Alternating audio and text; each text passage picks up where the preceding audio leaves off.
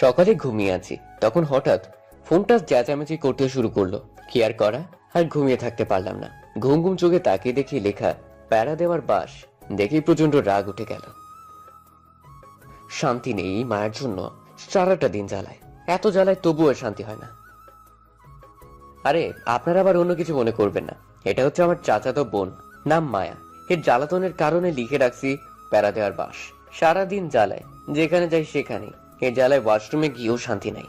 এদিকে ফোনটা বেজেই যাচ্ছে, আর ধরলাম না। ফোনটা সাইলেন্ট করে রেখে আবার শুয়ে পড়লাম। কিছুক্ষণ পর আমার বোনটা এসে ধাক্কাতে লাগলো আর বলল, ভাইয়া, ওই ভাইয়া, জলদি ওঠ, কথা আছে।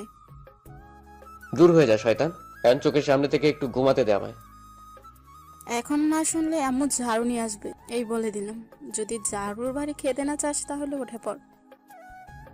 এটা শুনে তাড়াতাড়ি ঘুম মামা চলে গেল। আমি আম্মু একটু ভয় পাই বেশি, কিন্তু আব্বুর সাথে বন্ধুর মতো ফ্রি। তখন আমি বললাম, বল, উঠে পড়ছি।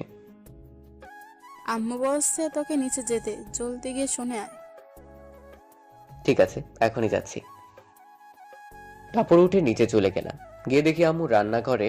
আমি সেখানে গিয়ে বললাম, আম্মু তুমি আমায় ডাকছো? ডাকছি মানে তোকে ঝাড়ু দিয়ে মারবো। তুই মায়া কল দিলে ধরিস না কেন? কি বলবো, এই জ্বালায় ফোন ধরতে মন চায় না, কিন্তু আম্মুর জন্য ধরতে হয়। যদি না ফোন ধরি তাহলে এমনি উল্টোপাল্টা বিচার দিয়ে দেয়। আর অবশেষে জাতীয় ঝাড়ুর বাড়ি আমার পিঠে পড়ে। কারে বলবো এত কষ্টের কথা?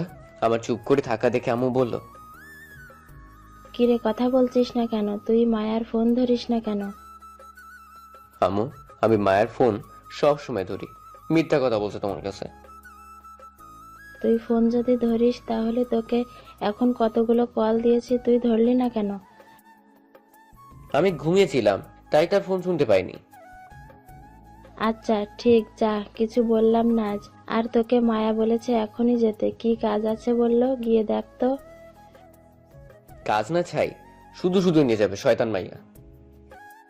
কিরে জলদি যা, গিয়ে দেখে আয়।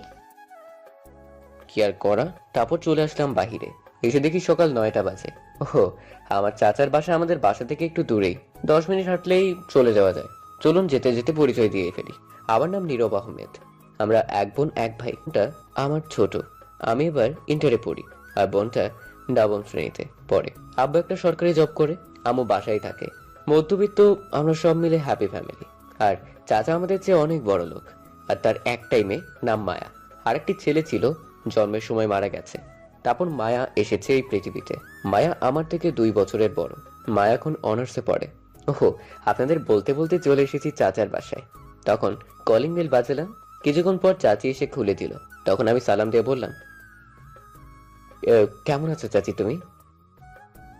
ভালো আছি বাবা, তুই কেমন আছিস? আমিও খুব ভালো আছি। তা এত দেরি করে আসলি কেন? মায়া কখন থেকে কল দিচ্ছে, আর তোর ওপর যা রাগ করেছে সব আমার ওপর দেখিয়েছে। ঘুম থেকে উঠতে একটু লেট হলো। আর চাচা কোথায়? তোর চাচা মায়ার রাগ দেখে তাড়াতাড়ি চলে গেছে। জানিস তো কেমন রাগী মেয়ে, আর সব রাগ আমার ওপর দেখিয়েছে। জলদি যা, ওপরে গিয়ে রাগ ভাঙা। দেখ কিসের জন্য তোকে ডাকছে। ঠিক আছে, যাচ্ছি। তারপর উপরে গিয়ে দরজায় টোকা দিয়ে বললাম, ভাইয়া দরজাটা খোলো, আমি আসছি। ভেতর থেকে কোনো সারা শব্দ নেই। তখন আবার ডাকলাম, তাও কোনো শব্দ আসছে না। তখন আমি বললাম, ঠিক আছে, তাহলে আমি চলে গেলাম। এটা বলে পিছনে ফিরলাম। সাথে সাথে দরজা খুলে একটা টান দিয়ে রুমে নিয়ে দেয়ালের সাথে আমায় ধাক্কা দিয়ে জোরে গলা চেপে ধরলো, আর রাগী গলায় বলল, তোকে আমি কতগুলো কল দিয়েছি, তুই আমার কল রিসিভ করিস নাই কেন? এতটাই জোরে গলা চেপে ধরলো কথা বলতে পারছি না, আর প্রচন্ড ব্যথা পাচ্ছিলাম। তখন মায়া আবার বলল, তোকে কতবার বলছি আমার সাথে সাথে ফোন রিসিভ করবি, তোকে যখনই বলবো আমার কাছে আসবি, তারপরও কেন আসিস না বল? কিছুই বলতে পারছি না। কিছুক্ষণ এমন করে গলা চেপে ধরে থাকলে বেঁচে থাকা অসম্ভব হয়ে যাবে। ঠিক তখন মায়ার আম্মু এসে মায়াকে ছাড়িয়ে বলল, কি করছিস তুই? ছেলেটা মরে যাবে, এমন করে কেউ গলা চেপে ধরে? আমার ছেড়ে দেওয়ার পর কাশতে লাগলাম। আমি গলায় ধরে আস্তে আস্তে নিঃশ্বাস নিতে লাগলাম। তখন মায়া বলল, মেরে ফেলবো ওকে। কতবার বলেছে আমার কল রিসিভ করবি, যখন বলবো তখন আসবি, কিন্তু গতকাল রাত থেকে আমার কল রিসিভ করে না। গতকাল রাতে আদিবাকে বলেছি ওকে পাঠিয়ে দিতে, কিন্তু বলার পর তাও আসলো না। সকালে কল দিয়েছি, রিসিভ করলো না। ছেলেটার কি ঘুম নেই চোখে? যখনই বলবি তখনই আসতে হবে। রাতে ঘুমাচ্ছিল তাই হয়তো আসেনি। আর এত ফোন দেওয়ার কি হয়েছে? তুমি চুপ করো, তোমায় কথা বলতে বলছি। তুমি তোমার ঘরে যাও।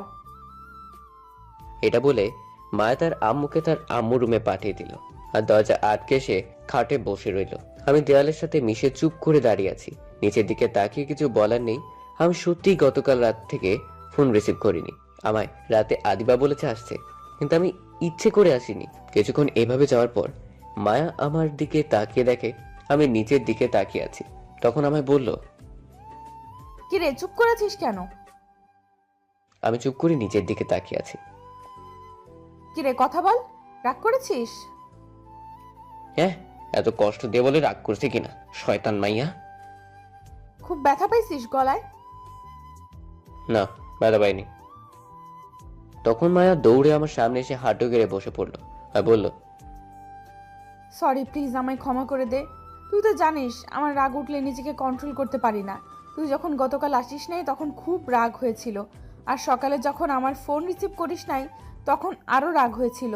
তাই রাগের মাথায় তোকে একটু বেশি জোরে গলা চেপে ধরে ফেলেছি। প্লিজ ক্ষমা করে দে। ঠিক আছে যাও, ক্ষমা করে দিলাম। সত্যি কথা বলছিস তুই? সত্যি কথা বলছি। তখন মায়া উঠে সাথে সাথে দুই গালে দুইটা কিস করে বলল, তুই ঘাটে বস, আমি একটু ওয়াশরুম থেকে আসছি। আমি মাথা নেড়ে হ্যাঁ বললাম। তারপর খাটে গিয়ে বসলাম। কিছুক্ষণ পর মায়া ওয়াশরুম থেকে বের হয়ে আসলো আর আমি তার দিকে তাকিয়ে দেখি অবাক হয়ে গেছি। নিজের কাছে কেমন জানি লজ্জা লাগছে আমার।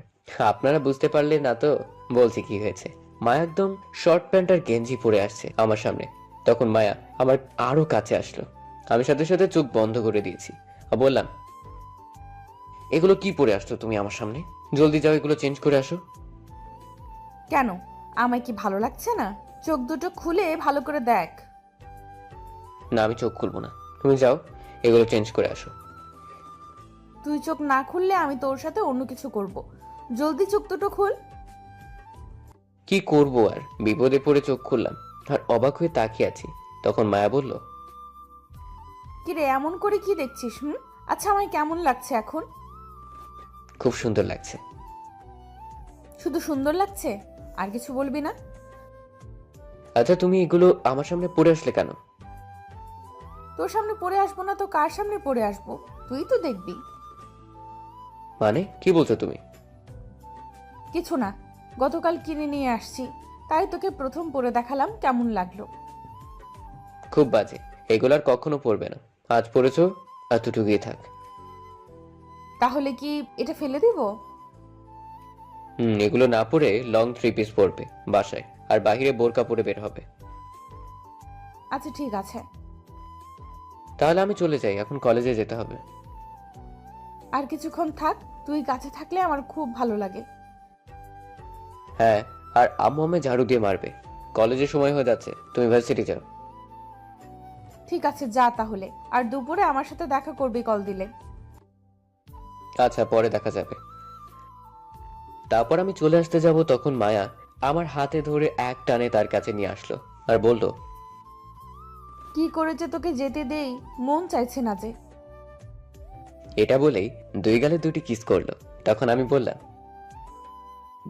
এটা কি করলে তুমি? এগুলো ঠিক হচ্ছে না। আমরা কিন্তু বলতে গেলে ভাই বোন। আমরা অনেক বড় হয়েছি, মানুষ দেখলে খারাপ ভাবতে পারে।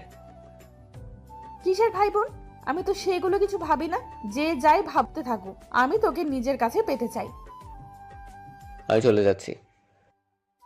তখন মায়া বলল, মায়া চলে যেতে তখন আমি নিচে আসলাম। আসার পর চাচিকে বললাম চলে যাচ্ছি। তখন চাচি বলল খেয়ে যেতে, কিন্তু আমি বললাম দুপুরে এসে খাবো। তারপর বাসায় এসে ফ্রেশ হয়ে রেডি হয়ে বের হয়ে পড়লাম কলেজে যাওয়ার জন্য। তখন সামনে দেখলাম জাহিদ যাচ্ছে। ওহো, জাহিদ আমার বন্ধু।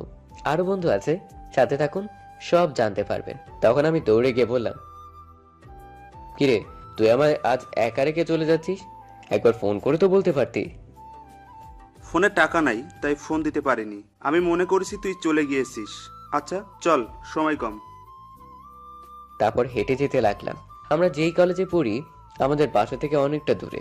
সিএনজি যেতে হয়, ভাড়া 10 টাকা নেয়। কিছু দূরে সিএনজি স্ট্যান্ড। তখন ভাবলাম দুজনের জন্য 2টা আইসক্রিম নেওয়া যাক, খেতে খেতে যাব।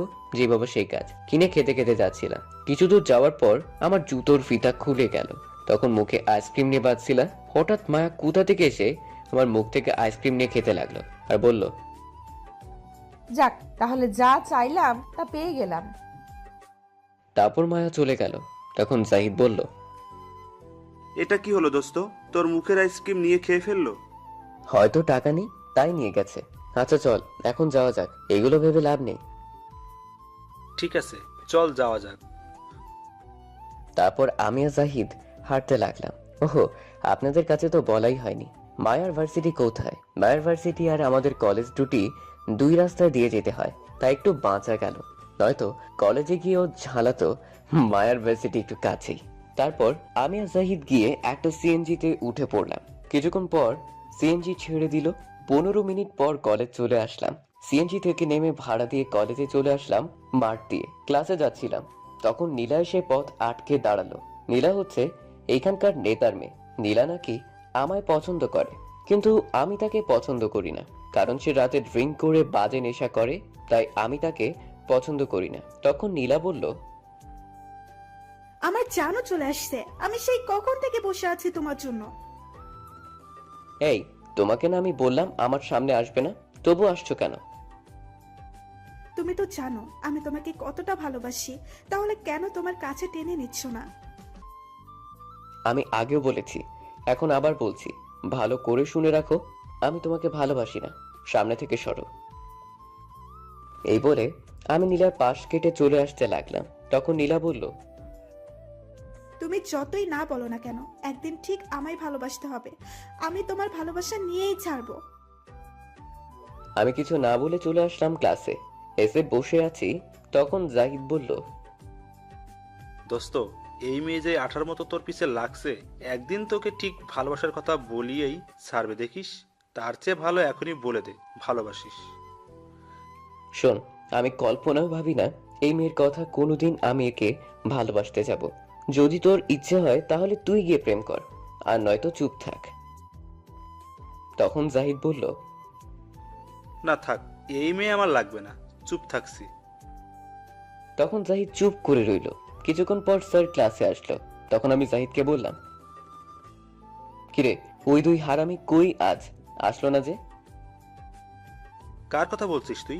ফারার সাবিরের কথা? ওই দুটো কোথায় আজ? আমিও জানি না, গতকাল তো কিছু বলেনি। আচ্ছা, পরে ফোন করে জেনে নিব কেন আসেনি। এখন ক্লাস কর। তারপর ক্লাসে মনোযোগ দিলাম। এক এক করে 4টি ক্লাস করলাম। পঞ্চম ক্লাস হচ্ছে সাবিনা ম্যাডাম এর।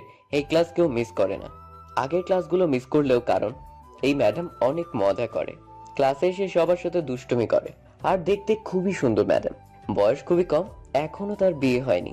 এখন বুঝতেই পারছেন তো। তারপর ম্যাডাম ক্লাসে আসার পর সবাই দাঁড়িয়ে গেল, আর ম্যাডাম বলল, বসে পড়ো সব বড় বড় বাচ্চারা, তা আজ সবাই ক্লাসে আছে? তখন সবাই বলল, হ্যাঁ, কিন্তু আমি বললাম, না ম্যাডাম, 2 জন আসেনি।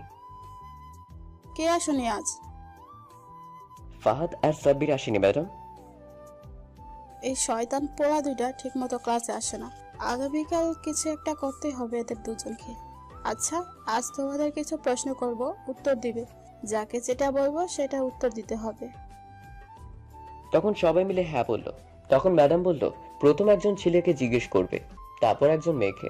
তখন প্রথম জাহিদকে বলল দাঁড়াতে, আর জাহিদ বলল, ম্যাডাম, এতগুলো ছাত্র রেখে আমায় প্রথম ধরতে হলো, এটাই ভয় পাচ্ছিলাম। এখন তোমাকে যা বলবো তার বিপরীত নাম বলতে হবে, মানে হাসির। চেষ্টা করব, বলেন ম্যাডাম। হঠাৎ আমার ফোন বেজে উঠল। আমার ফোনটা সাইলেন্ট করা। তাই শব্দ হয়নি, কিন্তু পকেটে ফোন, তাই কাঁপাকাঁপি শুরু করছে। আমি আর ফোন দেখলাম না, কারণ ম্যাডাম এদিকেই তাকিয়ে আছে। তখন ম্যাডাম বলল, তোমার নাম কি? ফেসবুক। তোমার আব্বুর নাম কি? ইউটিউব। তোমার আম্মুর নাম কি? গুগল। তোমার বোনের নাম কি? হোয়াটসঅ্যাপ। তোমার ছোট ভাইয়ের নাম কি? টুইটার। ম্যাডাম নাম শুনে হাসতে লাগলো, তখন হাসতে হাসতে বলল, হ্যাঁ, ভালো বলছো, বসো। এখন নীলা দাঁড়াও। তখন নীলা দাঁড়িয়ে বলল, হ্যাঁ বলুন ম্যাডাম। তুমি কাউকে ভালোবাসো এই কলেজের মাঝে? থাকলে বলতে পারো আমায়, আমি সাহায্য করতে পারি। এটা শুনে নীলা খুব খুশি হলো। তখন নীলা কিছু বলতে যাবে তার আগে কেউ ম্যাডামকে ডাকলো। ক্লাসের বাহির থেকে কণ্ঠটা মেয়ের। তখন সবাই তাকিয়ে দেখলো একটা মেয়ে। আমায় তাকিয়ে দেখি মায়া অবাক হয়ে গেছি। তাকে দেখে তখন ম্যাডাম বলল, তুমি এই ক্লাসে? না, আমি এই ক্লাসের না। তাহলে তুমি কোন ক্লাসের? আমি অনার্সের ছাত্রী। ম্যাডাম অবাক হয়ে বলল, তাহলে তুমি এই কলেজে কি করছো ভার্সিটি রেখে? তখন মায়া ভিতরে এসে ম্যাডামের কাছে একটা লাঠি ছিল, সেটা নিয়ে আমার কাছে এসে মায়া আমার 2টা বাড়ি দিয়ে বলল, এই শয়তানটার জন্য আসছি। কতগুলো কল দিয়েছি তবুও রিসিভ করে না। আজ একে মেরেই ফেলবো আমি। এই বলে আমায় মারতে লাগলো মায়া। তখন ম্যাডাম এসে মায়ের হাত থেকে লাঠি নিয়ে বলল, থামো বলছি। তুমি কি দেখছো না ও এখনো ক্লাসে আছে? না, আমি দেখি না। না দেখলে এখন দেখে নাও। আর ক্লাসে থাকলে তাহলে ফোনটা রিসিভ করবে কি করে শুনি? আর তুমি বা কেন কল দেবে? তুমি কি জানো না এখন ক্লাসের টাইম? আমি এত কিছু জানতে চাই না। কোথায় আছে না আছে, আমার ফোন রিসিভ করেনি কেন? এই বলে আমায় আবার ঘুষি মারতে লাগলো। শয়তানটার জ্বালায় এখন ক্লাসেও শান্তি নেই। তখন ম্যাডাম বলল, তোমরা দুজন ক্লাসের বাইরে গিয়ে মারামারি করো, কিন্তু এই ক্লাসে না। যাও, ক্লাস থেকে বের হও। তখন মায়া রেগে আমার ব্যাগ নিয়ে বাহিরে চলে গেল। আমি আর কি করব, আস্তে আস্তে বের হয়ে যেতে লাগলাম। তখন ম্যাডাম আমায় বলল, শোনো, নেক্সট টাইম ক্লাসে ফোন নিয়ে আসবা না, মনে থাকে যেন কথাটা। আমি মাথা নেড়ে হ্যাঁ বললাম। তখন ম্যাডাম আবার বলল, এটা কি তোমার গার্লফ্রেন্ড? আমি কিছু বলবো তখন একটু নীলার দিকে তাকিয়ে দেখি নীলা রেগে অ্যাটম বোম হয়ে গেছে। তখন আমি মনে মনে বললাম, এখন মায়া তো নেই, থাক, আর চাচাতো বোন বলবো না।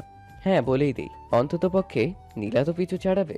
আমি চুপ করে আছি বলে তখন ম্যাডাম আবার বলল, কি হলো বলো? লজ্জা না পেয়ে সত্যি কথা বলে ফেলো। তখন আমি ম্যাডামকে উদ্দেশ্য করে বললাম, ম্যাডাম, আমার গার্লফ্রেন্ড। আমিও বুঝতে পারছি অনেক রাগী মেয়ে। আর দেখে যা বুঝতে পারছি তোমাকে অনেক ভালোবাসি। ম্যাডাম, এখন যাই আমি। আমি এই বলে ক্লাসের বাইরে চলে আসলাম। এসে দেখি মায়া কলেজ থেকে বের হয়ে যাচ্ছে। তখন আমি দৌড়ে মায়ের কাছে গিয়ে কিছু বলতে যাব, তখন মায়া আমায় আমার ব্যাগ দিয়ে মারতে লাগলো আর বলল, তোকে কতদিন বললাম আমার ফোন সাথে সাথে রিসিভ করবি, তবুও কেন রিসিভ করিস না? তখন আমি মায়াকে বললাম, তুমি ভার্সিটি রেখে কলেজ আসলে কেন? এটা আগে বলো, এখনো তোমার ক্লাস টাইম? আগে তুই বল আমার ফোন কেন রিসিভ করিসনি? যা বাবা, ক্লাসে কি করে ফোন রিসিভ করব? তুমি কি জানো না ক্লাসে ফোন নিয়ে যাওয়া নিষেধ? সেখানে কি করে কথা বলবো? কেন, তুই ফোন নিয়ে বাইরে চলে আসতি, তাহলে কি পায়ে ব্যথা করতো? আচ্ছা সরি সরি, এখন বলো কিসের জন্য কল দিলে আমায়? তখন মায়া আমার গলায় চেপে ধরে বলল, নেক্সট টাইম যেন আর না হয়, তাহলে কিন্তু তোর খবর আছে। তারপর ছেড়ে দিল আর বলল, আয়, আমার সাথে গেলেই বুঝতে পারবি কি জন্য।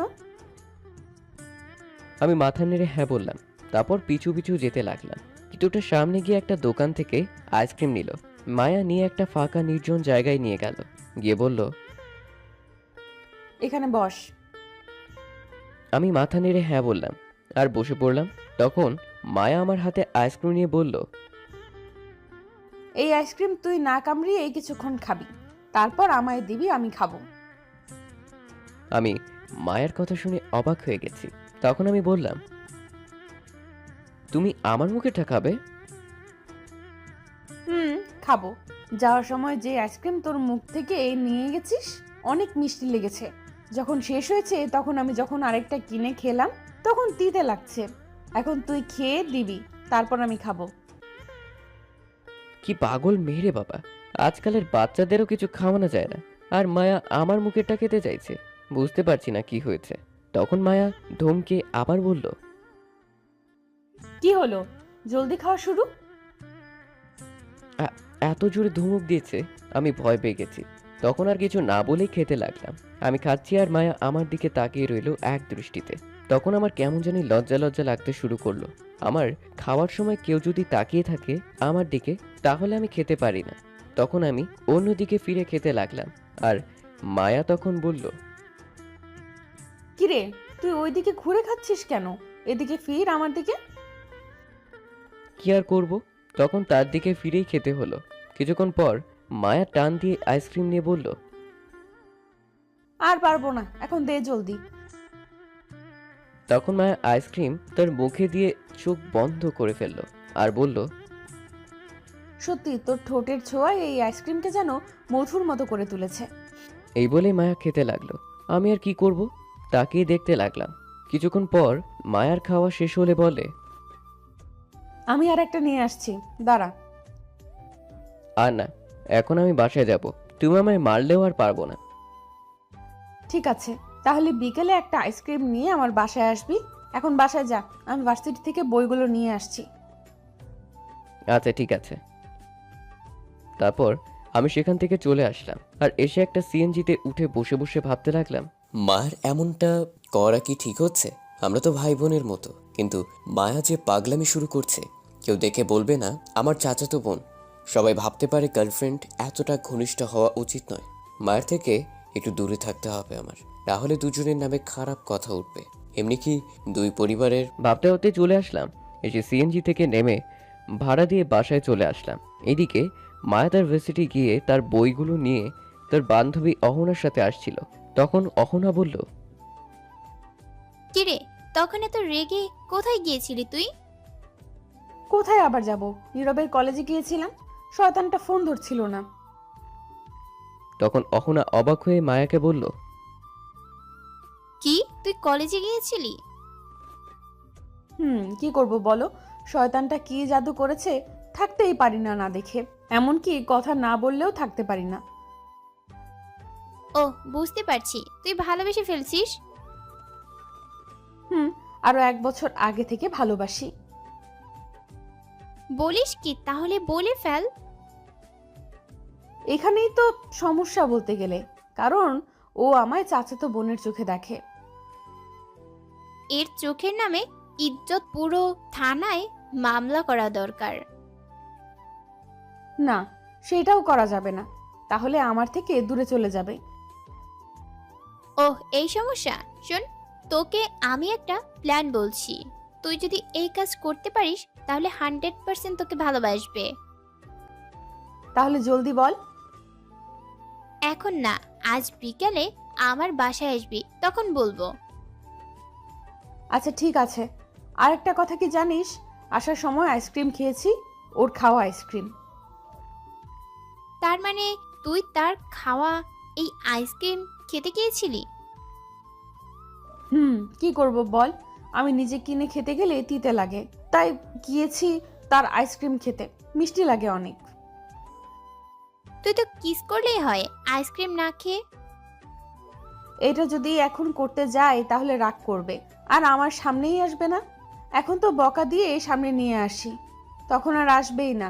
যে করেই হোক, যে কোনো কিছুর বিনিময়ে হোক, আমি ওকে আমার চাই। পাবি, চিন্তা করিস না। আজ বিকেলে আমার বাসায় আসবি কিন্তু। আচ্ছা ঠিক আছে, আসবো। এখন বাসায় যা, তোর বাসায় এসে গিয়েছিস। এ কি রে, আমরা এতটা পথ কথা বলে চলে আসছি। এখন বাসায় যা। আচ্ছা ঠিক আছে। তারপর মায়া চলে গেল তার বাসায়, আর অহনা চলল তার বাসার উদ্দেশ্যে। এদিকে আমি বাসায় আসার পর আম্মু আমায় দেখে বলল, কিরে আজ এত তাড়াতাড়ি চলে এলি কলেজ থেকে, কারণ কি? তখন আমি একটু মজা করে বললাম, এতদিন স্যার আমাদের ছুটি দিত, আজ আমরা স্যারদের তাড়াতাড়ি ছুটি দিয়ে চলে আসছি। তখন আম্মু একটু রাগী গলায় বলল, বুঝতে পারছি, ঝাড়ু নিয়ে আসা লাগবে। তখন আমি করুণ গলায় বললাম, কথায় কথায় এই জাতীয় ঝাড়ুর কথাটা বলো কেন? জানো ভয় লাগে, তবুও বলো। হয়েছে, এখন বল কি জন্য এত তাড়াতাড়ি চলে এলি কলেজ থেকে? তোমার জন্য দেখছি তাড়াতাড়ি বাসায়ও ফেরা যাবে না, আজ একটু তাড়াতাড়ি ছুটি দিয়েছে কলেজ থেকে। আচ্ছা ঠিক আছে, যা। আদিবা আসছে আম্মু? রুমে আছে। তারপর আমি আমার রুমে চলে আসলাম। এসেই ফ্রেশ হয়ে কিছুক্ষণ বসে রইলাম। আরও কিছুক্ষণ যাওয়ার পর বোন এসে খাবার খাওয়ার জন্য ডেকে গেল। তারপর আমি গিয়ে খাবার খেয়ে নিলাম। খেয়ে কিছুক্ষণ রেস্ট নিয়ে বিকেলে বাসা থেকে বেরিয়ে পড়লাম আড্ডা দিতে। তারপর জাহিদকে ফোন দিলাম, বললাম আমাদের আড্ডাখানায় আসতে। আমি গিয়ে বসে রইলাম। তার কিছুক্ষণ পর জাহিদ আসলো। এসেই বলল, তুই কখন আসলি?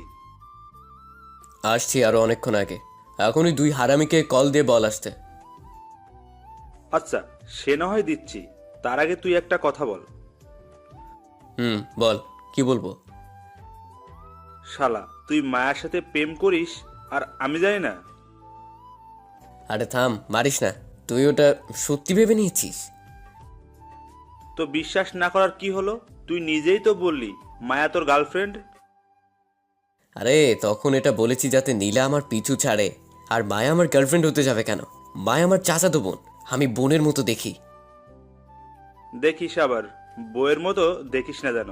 যে যুগ আসছে মামাতো বোনকে বিয়ে করছে, আর এখানে তো চাচাতো বোন কিছুই না। চুপ কর তো। আমি মায়াকে বোনের মতো দেখি, এগুলো কিছুই না, বুঝতে পারছিস? বুঝতে পারছি, আমি তো সত্যি মনে করেছি। তুই তো জানিস নীলা কেমন মেয়ে, আর আমি নীলাকে পছন্দ করি না। আর তাছাড়া দেখিস তো আমার জ্বালায় আমি না করেছি তবুও কথা শুনছে না। তাই ম্যাডাম যখন জিজ্ঞেস করলো আর না করলাম না, হ্যাঁ বলে দিলাম, কারণ নীলা এটা শুনে পিছু ছাড়বে আমার। নীলা কখনো তোর পিছু ছাড়বে না। নিশ্চয়ই পিছু ছাড়বে, এটা শুনতে যেহেতু পেরেছে। তুই ভাবলি কি করে তোর পিছু ছাড়বে এই মেয়ে? তুই জানিস কি হয়েছে তুই আসার পর? কেন, কি হয়েছে? তুই যখন এটা বলে ক্লাস থেকে চলে আসছিস, তখন নীলা তার সমস্ত বই ছুঁড়ে ফেলে দেয় আর চিৎকার করে কি বলছে জানিস? তুই শুধু নীলার আর কারো না। নীলা যদি তোকে না পায় তাহলে সে তোকে কারো হতে দিবে না, এমনকি তোর আশেপাশে যে থাকবে তার জীবন কেড়ে নেবে, আর মায়াকে সে ছাড়বে না। এটা বলে কান্না করতে করতে চলে যায়। বাবা, এই মেয়ে দেখি আরো ডেঞ্জারাস।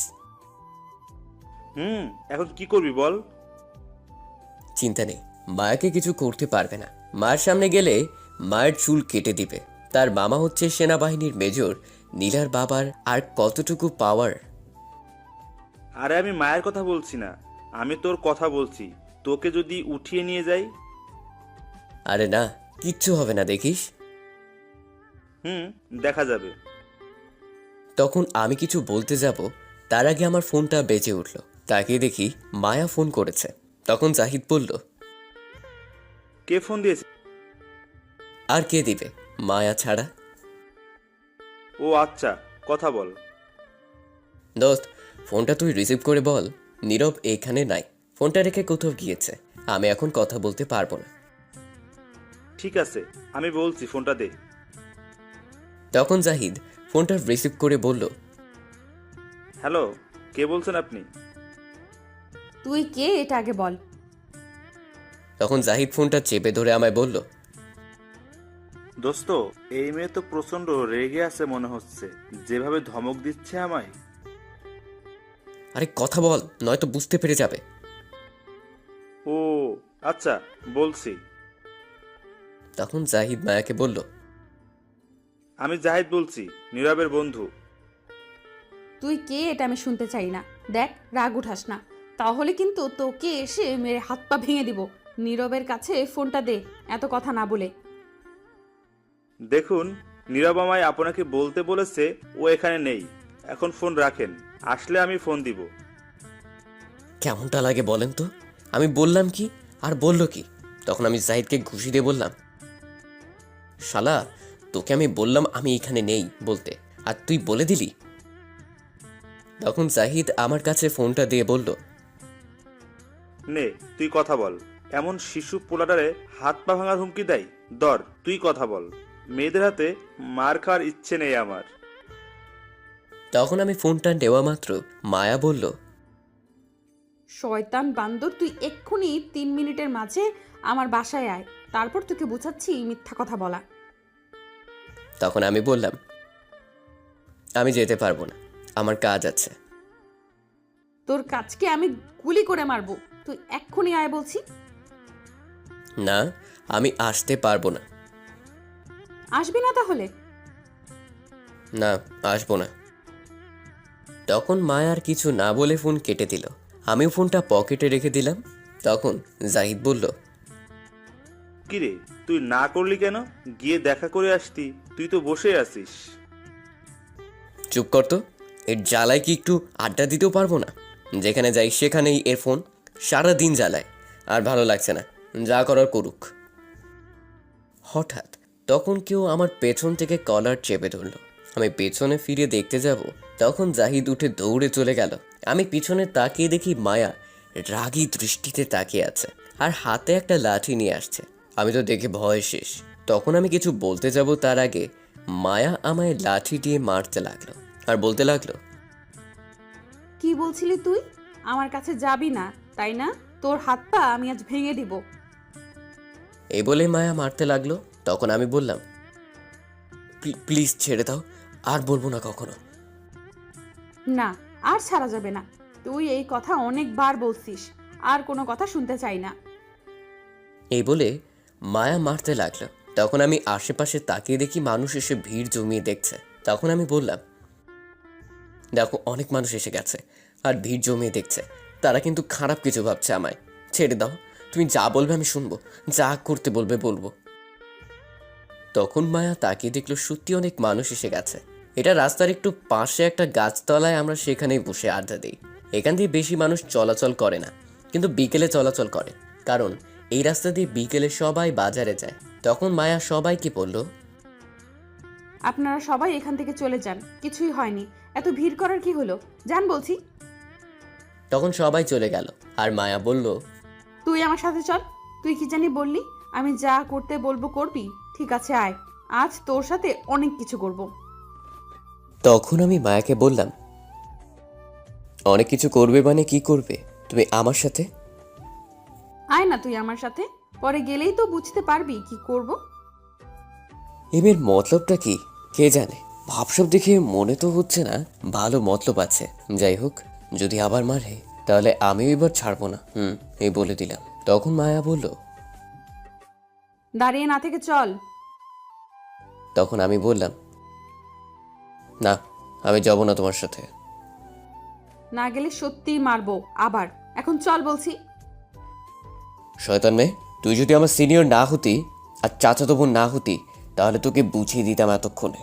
তখন মায়া আবার বলল, কি রে, কি ভাবছিস? কিছু না।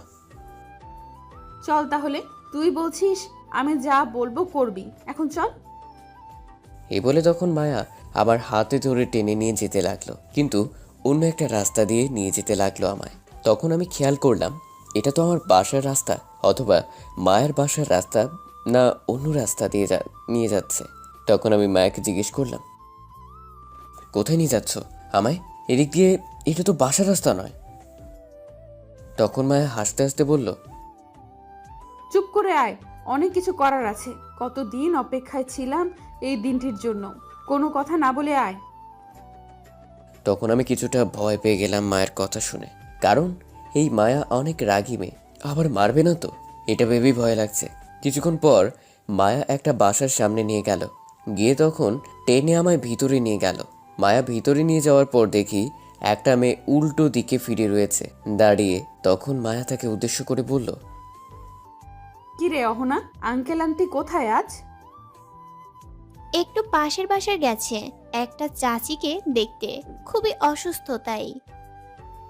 অহনা এদিকে ফিরেই দেখলো আমি মায়ের সাথে আসছি। তখন অহনা বলল, এ কি নীরব ভাইয়া, আপনি কেমন আছেন? আসলে অহনা আমায় আগে থেকে চিনে, কারণ মায়া পরিচয় করিয়ে দিয়েছিল একদিন, আর ভাইয়া বলে ডাকতে বলছে, আর সেখান থেকে আমিও চিনি। তখন আমি অহনাকে বললাম, এই তো আছি কোনো মতে বেঁচে আর কি। কেন, কি হয়েছে? আমি কিছু বলতে যাব তখন মায়া বলল, থাক, আর কিছু জিজ্ঞেস করা লাগবে না, আমি নিয়ে আসছি। আর শোন, তোর রুমটা আমার লাগবে, এখন আমাদের কাজ আছে, তুই ভুলেও আসতে পারবি না যতক্ষণ না আমি বলি। কি ব্যাপার, কি মতলব তোর? সেটা তোকে বলতে যাব কেন? তোকে যেটা বললাম সেটা করবি। আর তোর খাটের নিচে লাঠি আছে তো? আছে। আচ্ছা ঠিক আছে, তুই থাক, আমি যাচ্ছি। আচ্ছা ঠিক আছে, যা। তারপর মায়া আমায় টেনে নিয়ে গেল অহনার রুমে, গিয়ে দরজা বন্ধ করে দিল। তখন আমি বললাম, কি করছো কি তুমি? দরজা বন্ধ করছো কেন? দরজা খুলে দাও। স্টপ। তখন মায়া কিছু না বলে আমায় ধাক্কা দিয়ে খাটে ফেলে দিল, আর সাথে সাথে তার জর্জেট ওড়না দিয়ে হাত বেঁধে ফেললো। তখন আমি আবারও বললাম, কি করছো তুমি? পাগল হয়ে গেছো নাকি? উল্টাপাল্টা কাজ করছো। আমি বলছি না কোনো কথা বলবে না, চুপ করে থাকো। তখন আমি উঠে বসতে চাইলাম, তখন মায়া আমায় আবার ধাক্কা দিয়ে শুইয়ে দিল, আর উঠে আমার বুকের উপর বসলো। তখন আমার কাঁধে একটা কিস করলো, আর আস্তে আস্তে কিস করতে করতে উপরে উঠতে লাগলো। এক পর্যায়ে সারা মুখে কিস করতে লাগলো। তখন মায়া বলল, তোর ঠোঁটগুলো আমায় সারাক্ষণ বিরক্ত করে, কখন তাকে আদর করব? তুই কাছে থাকলে নিজেকে সামলে রাখতে পারি না, অনেক ভালোবাসি তোকে। এই বলে মায়া সারা মুখে কিস করতে লাগলো। তখন আমি বললাম, কেন এমনটা করছো? আমরা চাচাতো ভাই বোন, ভালোবাসা এটা হয় না, প্লিজ থামো। তখন মায়া বলল, কে বললো হয় না? দুটি মন এক হলেই সব হয়। না হয় না, প্লিজ ছাড়ো আমায়, সবাই খারাপ ভাববে, আর আমি এটা চাই না, আর সমাজের মানুষ খারাপ ভাববে, প্লিজ থামো, এগুলো করো না। কেউ কিচ্ছু ভাববে না। আমাদের ক্লাসের ফারিয়া তার চাচাতো ভাইয়ের সাথে প্রেম করছে, আর আমার বান্ধবীর তার মামাতো ভাইকে বিয়ে করেছে। তারা যদি প্রেম করতে পারে, বিয়ে করতে পারে, তাহলে আমরা করলে সমস্যা কোথায়? প্লিজ আজ বাধা দিস না আমায়, আদর করতে দে। একটা বছর ধরে তোকে ভালোবাসি, কিন্তু বলতে পারছি না, আমি আর পারছি না আমি নিজেকে সামলে রাখতে। প্লিজ আমায় একটু আদর করতে দে। তারা যা খুশি করুক, তা আমার দেখা দরকার নেই, আমাদের মাঝে এই সম্পর্ক হবে না। প্লিজ আমায় ফিরিয়ে দিস না, তুই চাইলেই হবে, আমি তোকে অনেক ভালোবাসি। কিন্তু আমি ভালোবাসি না, আমি তোমাকে বোনের মতো দেখি, প্লিজ ছাড়ো। কেন বুঝতে পারছিস না? আমি তোকে অনেক ভালোবাসি। তুই আমায় বোনের মতো ভাবিস, কিন্তু আমি তেমন কিছুই ভাবি না। আমি তোকে ছাড়া থাকতে পারবো না, অনেক ভালোবাসি। দেখো, আমার কিন্তু এখন রাগ উঠে যাচ্ছে, ছাড়ো বলছি, আমি তোমাকে ভালোবাসি না, সরো আমার উপর থেকে। তখন মায়া শক্ত করে জড়িয়ে ধরে কান্না করতে করতে বলল, প্লিজ তোর মনে আমায় একটু জায়গা দে, আমার কিচ্ছু লাগবে না, শুধু তুই হলেই হবে। অনেক ভালোবাসি তোকে, আমি পারবো না থাকতে তোকে ছাড়া। দেখো, আমি তোমাকে আবারও বলছি, আমি তোমাকে ভালোবাসি না, বোন হিসেবে ভালোবাসি, আর কিছুই না, সরো এখন। না, আমি সরবো না। মায়া এটা বলেই আমার শার্ট খুলতে লাগলো। তখন আমি বললাম, কি করছো তুমি এগুলো? আমার শার্ট কেন খুলছো? কিন্তু মায়া আমার কোনো কথাই শুনছে না, আমার শার্টের সব বোতাম খুলে ফেললো। আর তখন মায়া আমায় কিস করতে লাগলো সারা মুখে। তখন আমি কিছু বলতে যাব তার আগেই তার ঠোঁট দিয়ে আমার কথা বলা বন্ধ করে দিল, আর কিস করতে লাগলো। এক পর্যায়ে পাগলের মতো টেনে আমার ঠোঁট খেতে লাগলো। আমার হাতটা বাঁধা বলে কিছু করতেও পারছি না। মায়া আস্তে আস্তে আরো পাগলামি শুরু করতে লাগলো। আমি কি করব বুঝতে পারছি না। এখন যদি মায়াকে না আটকানো যায় তাহলে সত্যি কিছু একটা করে ফেলবে। ঠিক তখনই অহনা এসে দরজার বাহির থেকে বলল, মায়া জলদি দরজা খোল, আব্বু আম্মু চলে আসবে এক্ষুনি, জলদি দরজা খুলে বাইরে আয়। এদিকে মায়ার কোনো খেয়াল নেই বাহির থেকে কে কি বলছে। তখন আবার অহনা বলল, মায়া দরজা খুলে বাইরে আয় জলদি। এবার মায়া শুনতে পেল আর বলল, আমার আরও কিছুক্ষণ লাগবে। প্লিজ তোর পায়ে পড়ি, জলদি বেরিয়ে আয়, নয়তো আব্বু আম্মু এসে দেখলে আমার সন্দেহ করবে। ঠিক আছে, আসছি, দাঁড়া। এই বলে মায়া আমার উপর থেকে নেমে গিয়ে দরজা খুলে দিল। আর অহনা তখন ঘরে এসে পড়ল আর দেখলো আমায় ওড়না দিয়ে বেঁধে খাটে ফেলে রাখছে, শার্টের বোতাম খোলা। তখন অহনা বলল, ছি, কি করছিলি তুই এগুলা? পাগল হয়ে গেলি নাকি বিয়ের আগেই এইসব? পাগল হয়ে গেছে ওর প্রেমে, আর ওকে পাওয়ার জন্য আমি সব কিছু করতে পারি। তাই বলে এক্ষুনি এইসব করতেই হবে? তখন মায়া আর কিছু বলল না, চুপ করে রইল।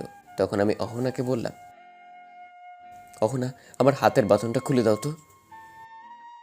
তখন মায়া বলে উঠল, না, খুলবে না। তুই আগে বল আমায় ভালোবাসিস। অহনা কি বললাম আমি বাঁধন খুলে দিতে? তখন অহনা এসে আমার হাতের বাঁধন খুলে দিল আর আমি উঠে মায়ের কাছে গিয়ে ঠাস করে দুটি চড় দিয়ে বললাম, ছি, তুমি ভাবলে কি করে এগুলো? তুমি আমার চাচাতো বোন, আমি তোমাকে বোনের মতো দেখি। তোমার ডাকে আসি বলে এই নয় যে আমি তোমাকে ভালোবাসি। তুমি আমার চাচাতো বোন বলে বেঁচে গেলে, নয়তো আরও কয়েকটি চড় দিতাম। আমি আর কখনো ফোন দিবে না। তুমি আজ থেকে এমনকি সামনে পর্যন্ত আসবে না। মনে রেখো, আজ থেকে তোমার আমার কোনো সম্পর্ক নেই। তোমার বাসায় আর আমায় ডাকবে না।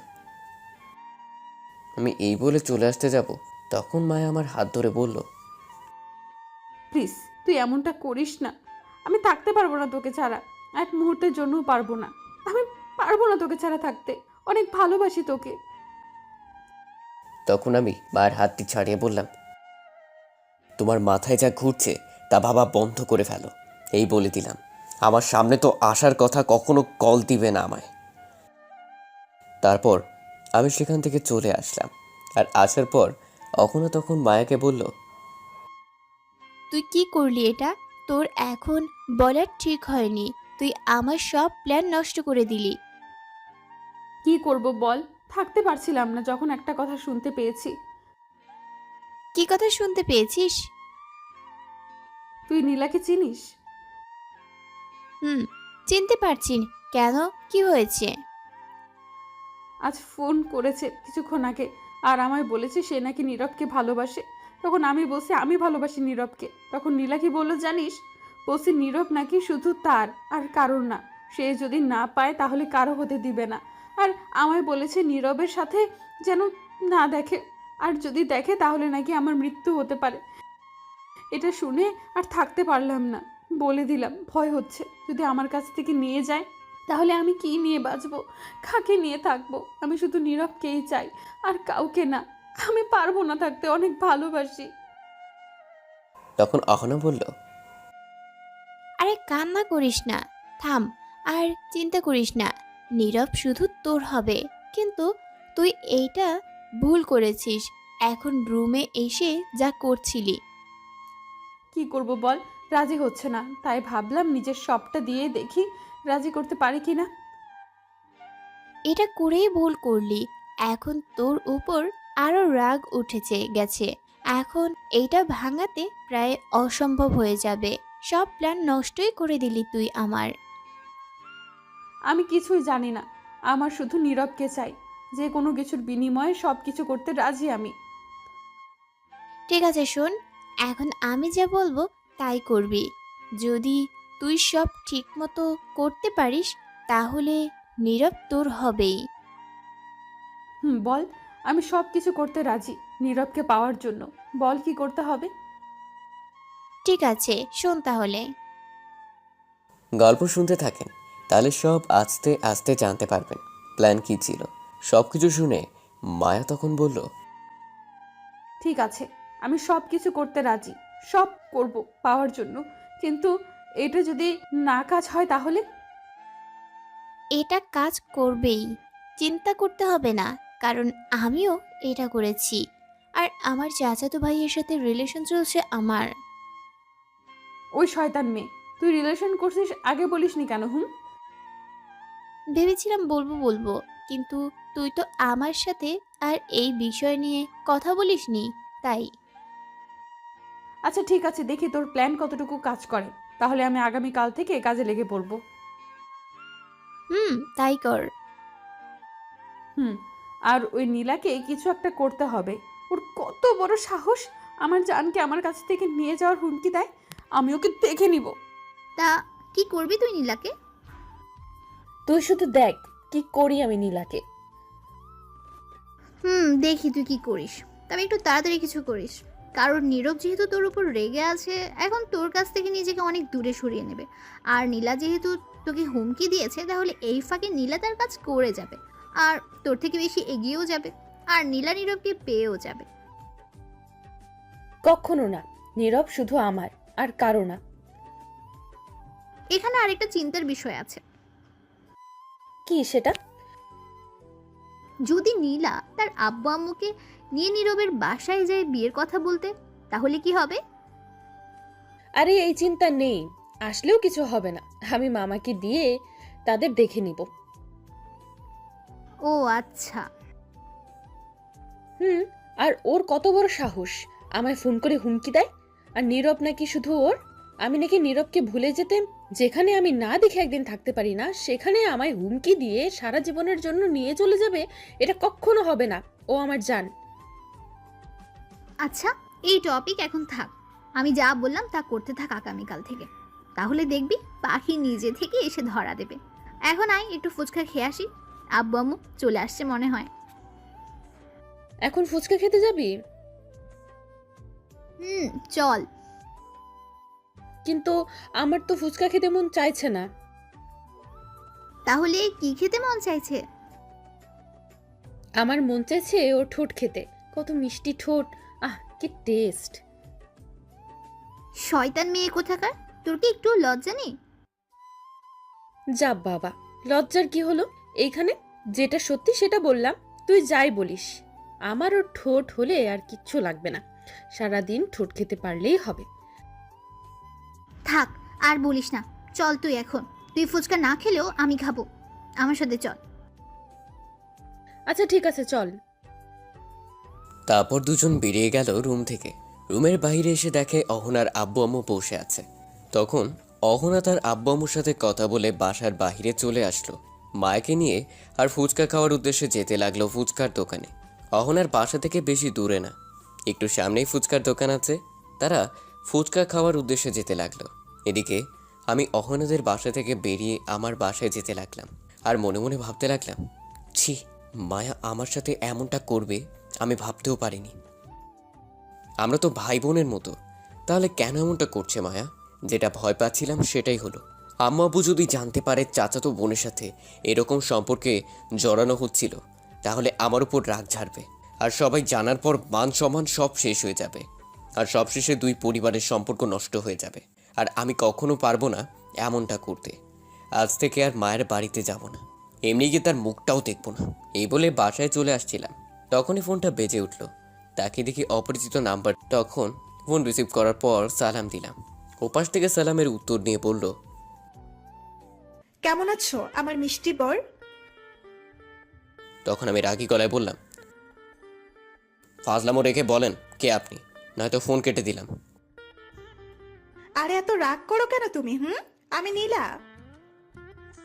ও আচ্ছা, তাহলে তুমি। আর আমায় কেন ফোন দিলেন এখন? আমি ফোন দিব না তো কে দিবে? তুমি আমার মিষ্টি বর। ধ্যাৎ, ফালতু কথা শোনার সময় নাই এখন, ফোন রাখো। কি ব্যাপার, আজ এত রেগে আছো যে? কারণ কি? তুমি যতই রাগ করো আর আমার কাছ থেকে দূরে থাকো, আমি তো তোমাকে আমার করেই নিব। আরো কিছু বলার আছে? আর ওই মায়ের কাছ থেকে 100 হাত দূরে থাকবে, ভুলেও ওর কাছে যাবে না, আর কোনো মেয়ের দিকে তাকাবে না, এই বলে দিলাম। আমি কার কাছে যাব না যাব, কার দিকে তাকাবো না তাকাবো, সেটা আমার ব্যাপার। তোমাকে নাক গলাতে বলিনি। আমার ফোনে আর কল দিবে না, এই বলে দিলাম। তুমি যাই বলো তা আমার কিচ্ছু যায় আসে না। আমি শুধু তোমাকে চাই। আর একটা কথা, আমি আমার আব্বুকে তোমাদের বাড়িতে পাঠাবো বিয়ের কথা বলতে খুব তাড়াতাড়ি। এই বলে নীলা ফোন কেটে দিল। আমি আর কিছু না ভেবে বাসায় চলে আসলাম। এসে রুমে গিয়ে শুয়ে রইলাম। রাতে বোন এসে খাবার খাওয়ার জন্য ডেকে গেল। আমি খাবার খেয়ে সোজা রুমে চলে আসলাম। এসে ফোন বন্ধ করে ঘুমিয়ে গেলাম। ওদিকে মায়া খাবার খেয়ে তার রুমে গিয়ে আমায় ফোন দিতে গিয়ে দেখলো ফোন বন্ধ। তখন মায়া মনে মনে হাজারটা বকা দিয়ে শুয়ে পড়ল। সকালে মায়া একটু জলদি উঠে গেল। উঠে ফ্রেশ হয়ে মনে মনে বলতে লাগলো, মায়া, তোর ভালোবাসাকে পাওয়ার মিশন শুরু আজ থেকে। তাহলে প্রথম কাজটা শুরু করি এখন। আগে একটু জানটাকে দেখে তারপর বাকি কাজ করব। এই বলে মায়া নিচে আসলো। তখন মায়ের আম্মু মায়াকে দেখে অবাক হয়ে বলল, এটা আমি কাকে দেখছি? না, এটা হতে পারে না, এটা নিশ্চয়ই স্বপ্ন দেখছি। তখন মায়া তার আম্মুকে বলল, কি উল্টা পাল্টা বলছো মা? তুই কি সত্যি আমার মেয়ে মায়া? এখন দাঁড়িয়ে আছিস? তো তোমার কি মনে হয় আমি ভূত? না, তা নয়, দাঁড়া, একটা চিমটি কেটে দেখছি। তখন মায়ার আম্মু তার নিজের শরীরে চিমটি কেটে বলল, না, ব্যথা পেয়েছি, তার মানে সত্যি। তখন মায়া কিছু বলতে যাবে তার আগেই মায়ের আব্বু এসে তখন বলল, কি সত্যি মায়ার আম্মু? দেখো তো এটা কে? তখন মায়ের আব্বু দেখে বলল, এটা তো মায়া। এ কি রে মা, তোর শরীর ঠিক আছে তো? তুই এত সকালে উঠলি? তোমরা কি শুরু করলে বলো তো সকাল সকাল? কি শুরু করলাম আবার? আমার মেয়ে এত সকালে উঠবে আমি তো ভাবতেই পারিনি। যে মেয়ে 10টার আগে ঘুম থেকে উঠতে চায় না, সে মেয়ে আজ 6টার আগে উঠে গেল একদম ফ্রেশ হয়ে। কেন উঠতে পারি না বুঝি? হুম, উঠতে পারিস, কিন্তু হঠাৎ করে আজ এত সকালে উঠলি কি জন্য? একটু কাজ আছে, নীরবের বাসায় যেতে হবে। এত সকালে তাই বলে? কিছুক্ষণ পর এসে তারপর ভার্সিটি যাব। কি এমন কাজ বলতো? এত কারণ জিজ্ঞেস করো কেন? আমি কি পালিয়ে যাচ্ছি কোনো ছেলে নিয়ে? এমনি কাজ আছে তাই যাচ্ছি। আরে এত রাগ করার কি আছে? যা, তাড়াতাড়ি চলে আসবি। কি রাগী মেয়ে দেখছো, কিছুই বলা যায় না। তোমার মতো হয়েছে একদম। আমার চেয়েও বেশি রাগী হয়েছে। তখন মায়া বলল, আমি যাচ্ছি এখন। তারপর মায়া চলে আসলো বাসা থেকে বেরিয়ে। এসে হাঁটতে হাঁটতে চলে আসলো আমার বাসায়। তখন এসে দেখলো আম্মু উঠে বসে আছে। তখন আম্মু মায়াকে দেখে বলল, আরে মায়া, এত সকালে কেমন আছিস? ভালো, তুমি কেমন আছো? ভালো। তা আজ আমাদের বাড়িতে এত সকালে কি মনে করে? কেন আসতে পারি না? আরে পাগলি, মন খারাপ করছিস কেন? তুই তো আর আমাদের বাসায় আসতে চাস না, তাই বললাম। কেন আসতে পারবি না? এটা তো তোর বাড়ি, যখন খুশি আসবি। এখন থেকে প্রতিদিন আসবো। আয়, ঘরে বস। এখনো কেউ ওঠেনি। না, সবাই উঠতে উঠতে 9টা বাজতে পারে। ও, নীরব উঠছে। না, ঘুমাচ্ছে। এত সকালে উঠবে নীরব? আর মানুষ পেলি না কেন? কি হয়েছে? একটু কাজ আছে ওর সাথে। ও আচ্ছা, তাহলে তুই গিয়ে তোল। আমি একটু পাশের বাসায় যাচ্ছি। কিছুক্ষণ আগে এসে বলল একটু যেতে। গিয়ে শুনে আসি। তুই থাকিস, আমি আসছি 10 মিনিটের মাঝে। ঠিক আছে, যাও। আমি গিয়ে তুলছি নীরবকে এক্ষুনি। তখন আম্মু চলে গেল আর মায়া চলে আসলো। এসে দেখে আমার রুমের দরজা খোলা। তখন মায়া বলল, বাহ, ভালোই হয়েছে, রুমের দরজাটা খোলা রেখেছে। তখন মায়া রুমে গিয়ে দেখে আমি ঘুমিয়ে আছি। তখন মায়া দরজা বন্ধ করে বলল, ইস, কি কিউট লাগছে ঘুমের মধ্যে। মন চাইছে এক্ষুনি গিয়ে বুকে মাথা রেখে শক্ত করে জড়িয়ে ধরে চুপটি করে ঘুমিয়ে পড়তে। এই বলে মায়া আরও কাছে গিয়ে দাঁড়ালো আর এক দৃষ্টিতে তাকিয়ে রইল কিছুক্ষণ। তাকিয়ে হঠাৎ ঠোঁটের দিকে চোখ গেল। তখন মায়া তার ঠোঁটে কামড় দিয়ে বলল, ইস, এত মিষ্টি ঠোঁট, আমার দেখলেই নিজেকে সামলে রাখতে পারি না। কি করি এখন? দুষ্টু মন বলছে খেতে, ঠোঁট তোমায় ডাকছে। কি করি এখন? এই বলে মায়া তাকিয়ে রইল কিছুক্ষণ, যাওয়ার পর বলল, আর পারছি না নিজেকে সামলে রাখতে। যা হওয়ার হবে, আগে ঠোঁট খেয়ে নিই। তখন মায়া আমার গেঞ্জি দিয়ে পা বাঁধলো আর তার ওড়না দিয়ে হাত বাঁধলো, বেঁধে আমার বুকে বসে পড়লো। তখন আমার সাথে সাথেই ঘুম ভেঙে গেল আর তাকিয়ে দেখি মায়া বসে আছে আমার উপর। আমি কিছু বলার আগেই তার ঠোঁট দিয়ে আমার কথা বলা বন্ধ করে দিল আর ঠোঁট খেতে লাগলো। 1 মিনিট যাওয়ার পর হঠাৎ আম্মু বাহির থেকে বলল, মায়া কই, তুই একটু জলদি আয় তো মা। তখন মায়া বলল, শাশুড়ি আর ডাকার সময় পেল না, একটু রোম্যান্স করছি তাও করতে দিবে না। হ্যাঁ, সমস্যা নেই, পরে একেবারে খেয়ে পুষিয়ে নেব। তখন আবার আম্মু বলল, মায়া একটু জলদি আয়। আসছি, একটু দাঁড়াও। তখন আমি মায়াকে রাগী গলায় বললাম, আবার রুমে আসার তোমাকে সাহস দিল কে? কিছুদিন পর এটা আমার রুম হবে, সাহসের কি হলো? আমি আমার রুমে আসছি। আর তুমি আমায় কিস করলে কেন? এগুলো সব আমার জিনিস, আমি খাবো না তো কে খাবে? তোমাকে না বলছি আমার সামনে আসবে না, যাও আমার সামনে থেকে। মায়া কই রে, তুই আয়। আসছি। তখন মায়া আমার হাতের বাঁধন খুলে তার ওড়না নিয়ে চলে গেল বাহিরে আর গিয়ে মনে মনে বলল, যা রাগ করার কর, যা বকা দেওয়ার দিয়ে নে। আজকের দিন শুধু, আগামীকাল থেকে আর পারবি না। আমি তখনই উঠে গিয়ে হাত মুখ ধুয়ে এসে বকা দিতে দিতে মায়াকে শুয়ে ঘুমিয়ে পড়লাম।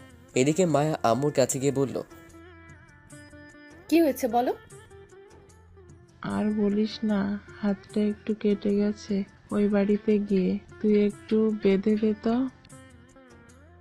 ইস, তোমার কি কোনো খেয়াল নেই কতখানি কেটে গেছে হাত? কিভাবে কাটলো? আসো বেঁধে দেই। জানি না কি করে কেটে গেছে হঠাৎ। আচ্ছা, নীরবকে উঠাইছিলি? যে কাজে গিয়েছে সেটা আর হয়নি, বললো হবে না, অন্য কোনো দিন নিয়ে যাবে। ও আচ্ছা, কি কাজ? পরে বলবো তোমাকে, আগে হয়ে যাক। তারপর মায়া বেঁধে দিল, হাত দিয়ে আমার বোনকে উঠিয়ে আম্মুর কাছে দিয়ে বিদায় নিয়ে চলে গেল। সেখান থেকে সোজা অহনার বাসায় চলে গেল। গিয়ে দেখে অহনা তার জন্য অপেক্ষা করছে। তখন অহনা বলল, এত লেট করলি কেন? তোর ফোন কোথায়? বন্ধ কেন? আমার ফোন ভুলে বাসায় রেখে আসছি, আর আসার সময় জানটাকে দেখে আসছি, তাই লেট হলো। তুই আবার ওইখানে গেলি কেন? একটু ঠোঁটে কিস করতে গেছিলাম, গিয়ে কিস করে আসছি। হাই রে পাগলি মাইয়া, বিয়ের পর সারা দিন কিস করিস। এখন চল। চল, কিন্তু অহনা আমার ভয় করতেছে রে, উল্টো পাল্টা যদি কিছু হয়ে যায়। হোক, তাতে কি? আব্বু জানতে পারলে অনেক বড় ঝামেলা হতে পারে। তাহলে তোর কিছু করা লাগবে না। নীলা নীরবকে নিয়ে যা, চল বাসায় চল। না, নীরব শুধু আমার আর কারো না। তুই চল, যাই হোক তাকে আমার চাই, তার জন্য সব কিছু করতে পারি। ঠিক আছে, চল তাহলে। তারপর অহনা আর মায়া একটা গাড়ি নিয়ে চলে গেল কোথাও। এদিকে আমি আর ঘুমাতে পারলাম না, ঘুম আর আসলো না। তখন ঘুম থেকে উঠে ফ্রেশ হয়ে নিচে গিয়ে বসে আছি, কারণ রান্না এখনো হয়নি, তাই বসে আছি। তখনই আব্বু এসে বলল, কি ব্যাপার, আজ এত সকালে উঠলি বাবা? ঘুমটা ভেঙে গেল আজ সকাল সকাল, তাই উঠে গেলাম। খুব ভালো কাজ করেছিস। প্রতিদিন এমনই সকাল সকাল উঠবি, তাহলে দেখবি মনটাও ভালো থাকবে আর শরীরটাও। ঠিক আছে আব্বু। তখনই আম্মু এসে বলল, আর জ্ঞান দেওয়ার লোক পেলে না? তোমার ছেলে উঠবে এত সকালে ঘুম থেকে, আর মানুষ খুঁজে পেলে না? মায়া এসে ঘুম ভাঙিয়ে গেছে আজ, তাই এত সকালে উঠেছে। বলো কি, মায়াও আসছিল? কখন আসছিল? তোমরা ঘুম থেকে ওঠার আগে আসছিল, চলে গেছে আবার। ও আচ্ছা, তখন আমি বললাম, আম্মু তুমি এখানে তাহলে রান্না করছে কে? আজ আদিবা রান্না করছে। আমি তো আম্মুর কথা শুনে অবাক হয়ে গেছি। কি, আদিবা রান্না করছে? তখন আব্বু অবাক হয়ে বলল, আদিবা রান্না করেছে আজ? আজ আদিবা রান্না করছে। তুমি যে রান্না করতে পাঠিয়েছো আদিবাকে, ও রান্না করতে গিয়েছে কোনোদিন এই রান্নার বিষয়ে কিছু জানে? তুমি আগে শিখাইছো? আদিবা রান্নাঘরে আসলে তো শেখাবো, কোনো দিন আসতেই নাই যে শেখাবো। তুই তো প্রতিদিন বলিস আম্মুর হাতে রান্না করা ছাড়া খাবো না, তাই তো আদিবা আসে নাই। তাহলে আজ রান্না করতে পাঠালে কেন? আমায় বকা দিয়ে তাড়িয়ে দিছে, ওর কাছেও থাকতে দিল না। বলল ও রান্না করবে, কি করব আমি বল? আজ নিশ্চয়ই পেটে 17 বাজাবে। আমি খাবো না আজ। আমার তো সুগার বেড়ে গেছে, তাই সকালে খেতে পারবো না, আমি অফিস চলে যাব। এইগুলো আবার আদিবা দাঁড়িয়ে দাঁড়িয়ে শুনছিল আর রেগে অ্যাটম বোম হয়ে গেছে। কখন যে সে দাঁড়িয়েছিল কে জানে। তখন আদিবা বলল, কে খাবে না আমার রান্না করার খাবার? আমি এত কষ্ট করে রান্না করেছি, কোথায় উৎসাহ দেবে তা না করে আগেই না করে চলে যাচ্ছে। কেউ না খেয়ে গেলে মেরে বালি চাপা দিব। চুপচাপ বসে থাকো, কিছুক্ষণের মাঝেই রান্না শেষ হয়ে যাবে। আমি খাবার নিয়ে আসছি, খেয়ে যাবে। আমার লক্ষ্মী বোন শোন না। আর একটা কথা বললে লাঠি নিয়ে আসবো কিন্তু, এই বলে দিলাম। ঠিক আছে, তুই রান্না কর, সবাই খাবো। আমার লক্ষ্মী মেয়ে আজ রান্না করছে, সবাই খাবো, তুই নিয়ে আয়। ঠিক আছে আম্মু, আমি যাচ্ছি। এই বলে চলে গেল আদিবা। তখন আমি বললাম, কি খাওয়াবে কে জানে আজ। কি আর খাওয়াবে, যেগুলো জীবনেও আর না খেয়েছি সেগুলো। তোমরা দুজনে কি শুরু করলে বলো তো? মেয়েটা এত কষ্ট করে রান্না করছে আর তোমরা বসে অপমান করছো। আরে না, অপমান করব কেন? আমরা খাবো বলছি তো। এত কষ্ট করে রান্না করেছে, আমরা কি না খেয়ে থাকতে পারি? কি রে বল? আব্বু এত কষ্ট করে আমার বোন রান্না করছে, খাবো। হয়েছে, থাক, আর পাম দিতে হবে না। তারপর কিছুক্ষণ পর আদিবা বলল, সবাইকে খাবার টেবিলে বসতে কি। সবাইকে বসে পড়লো। তখন আদিবা খাবার নিয়ে আসলো, এক এক করে সব নিয়ে এসে আম্মুকে, আব্বুকে আর আমাকে ভাত দিল। একটা প্লেটে প্রথম ভাত নেওয়ার পর আব্বু কিছু ভাত মুখে দিয়ে বলল, আচ্ছা মা, তুই বলতো ভাতের মাঝে কেমন জানি সয়াবিন তেল তেল লাগছে। তখন আদিবা বলল, ভাতের মাঝে একটু সয়াবিন তেল দিয়েছি, ভালো হয়েছে না? তখন আব্বু বলল, বাহ, শুনছো আমার মেয়ে কি করেছে আজ? প্রথম দেখলাম সয়াবিন তেলের ভাত হয়। খুব ভালো আবিষ্কার করেছিস। তারপর কি আছে দে মা। আব্বু, তোমরা থাকলে এর চেয়ে ভালো কিছু রান্না করে দিব। আম্মু তো ভাত নিয়ে নাড়াচাড়া করতে লাগলো চুপ করে। আর আমি তো সয়াবিন তেলের ভাত দেখে আরো আগেই শেষ। তখন আদিও আমার ভাতে ডিম ভাজা দিল, সবার ভাতেই দিল। তখন চিন্তা করলাম সয়াবিন তেল তো কিছু হবে না, খাওয়া যাবে। তখন একটু ভাজা মুখে দিয়ে খেয়ে আমি ভাবতে লাগলাম হাসবো না কাঁদবো। তখন আমি বললাম, বোন রে, ডিম ভাজা কি দিয়েছিস এগুলা? বেশি কিছু দেইনি, আদা আর রসুন আর জিরা দিছি। আমি তো আদিবার কথা শুনে অজ্ঞান হয়ে যাওয়ার মতো অবস্থা। তখন নিজেকে সামলে বললাম, আদা রসুন আর জিরা দিয়ে ডিম ভাজা হয়? আগে তো জানতাম না। যাক, হাত বোন জানিয়ে দিল। তখন আব্বুর দিকে তাকিয়ে দেখে এখনই কান্না করে দিবে। তখন আব্বু বলল, আর কি রান্না করলি মা? আর মাছ ভর্তা। সেটা কি আদা রসুন দিয়ে? তবে পেঁয়াজ দিয়েছি সাথে। তখন আমি বললাম, আল্লাহ, কোন দিকে তুমি যদি ধুরি ফালাও আইসা পড়ি। ভাতে সয়াবিন তেল, ডিম ভাজা আদা রসুন, মাছ ভর্তায় আদা রসুন, জলদি দড়ি ফালাও। তখন আদিবা বলল, তোমরা খাচ্ছ না কেন? খাওয়া শুরু করো ভাইয়া, তুমিও এই ফালতু কথা রেখে দাও। এতক্ষণ আম্মু চুপ করে দুই গালে হাত দিয়ে দেখছিল আর শুনছিল। তখন আম্মু বলল, শোন মা, তুই যেগুলো রান্না করেছিস সেগুলো একটাও খাওয়ার যোগ্য না, সবগুলো নষ্ট করেছিস। কিছু রান্না করতে গেলে আগে শিখে নিবি, না জেনে কখনো রান্না করবি না। যেটা না পারিস সেটা করতে যাবি না। তোকে আমি না করার পরও গিয়ে করেছিস। এগুলো খেলে সোজা হাসপাতালে যেতে হবে।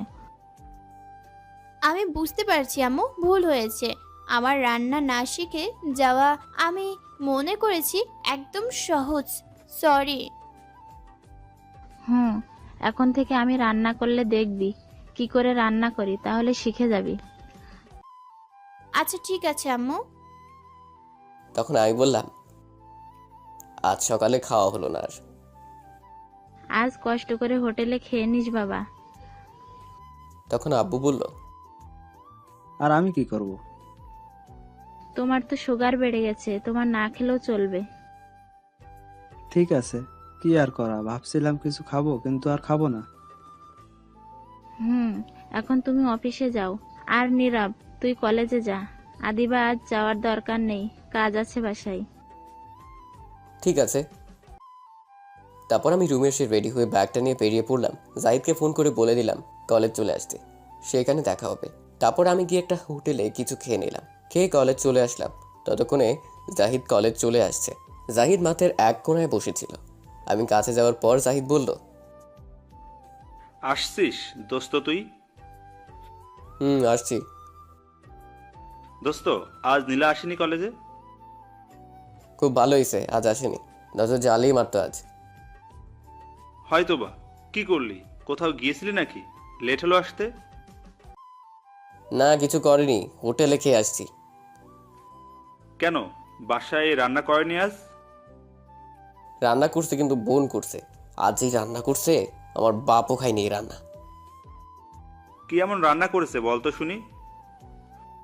তখন আমি সব খুলে বললাম। জাহিদ শুনে হাসতে হাসতে মাটিতে শুয়ে পড়লো। তখন আমি ঘুষি দিয়ে বললাম, শালা হাসা বন্ধ কর।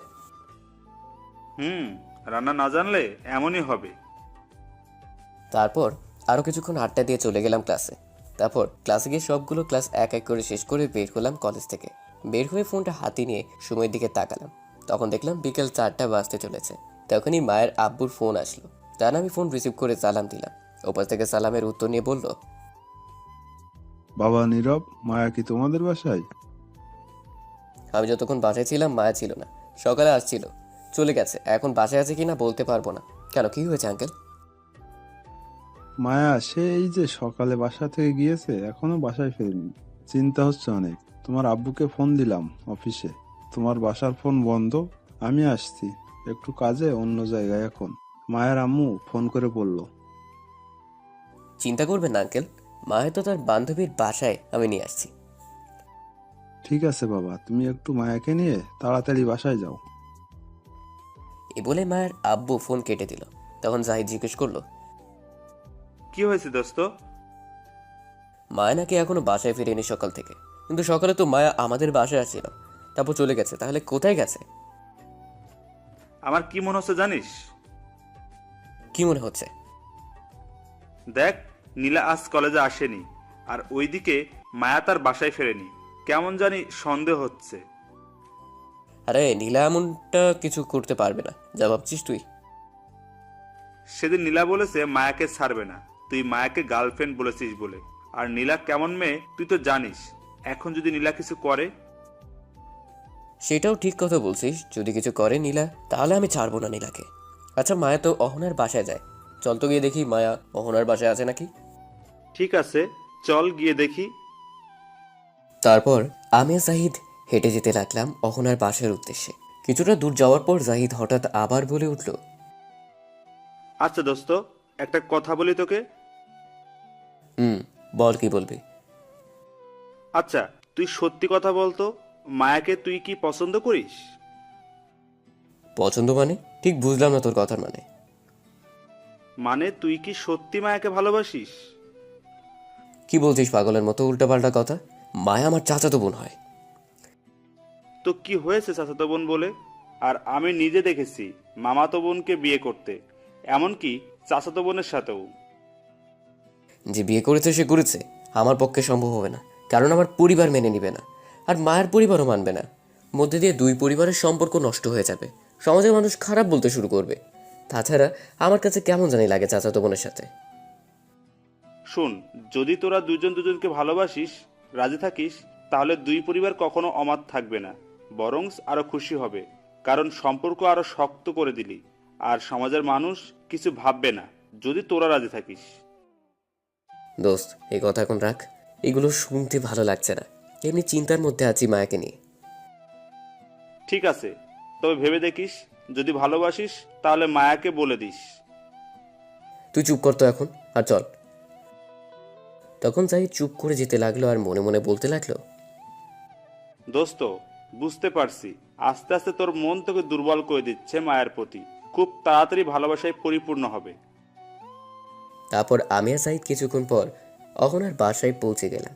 গিয়ে দেখি অহনার আব্বু বসে আছে। তখন আমি তাকে সালাম দিলাম। সে সালামের উত্তর দেওয়ার পর আমি জিজ্ঞেস করলাম, আঙ্কেল, অহনা বাসায় আছে?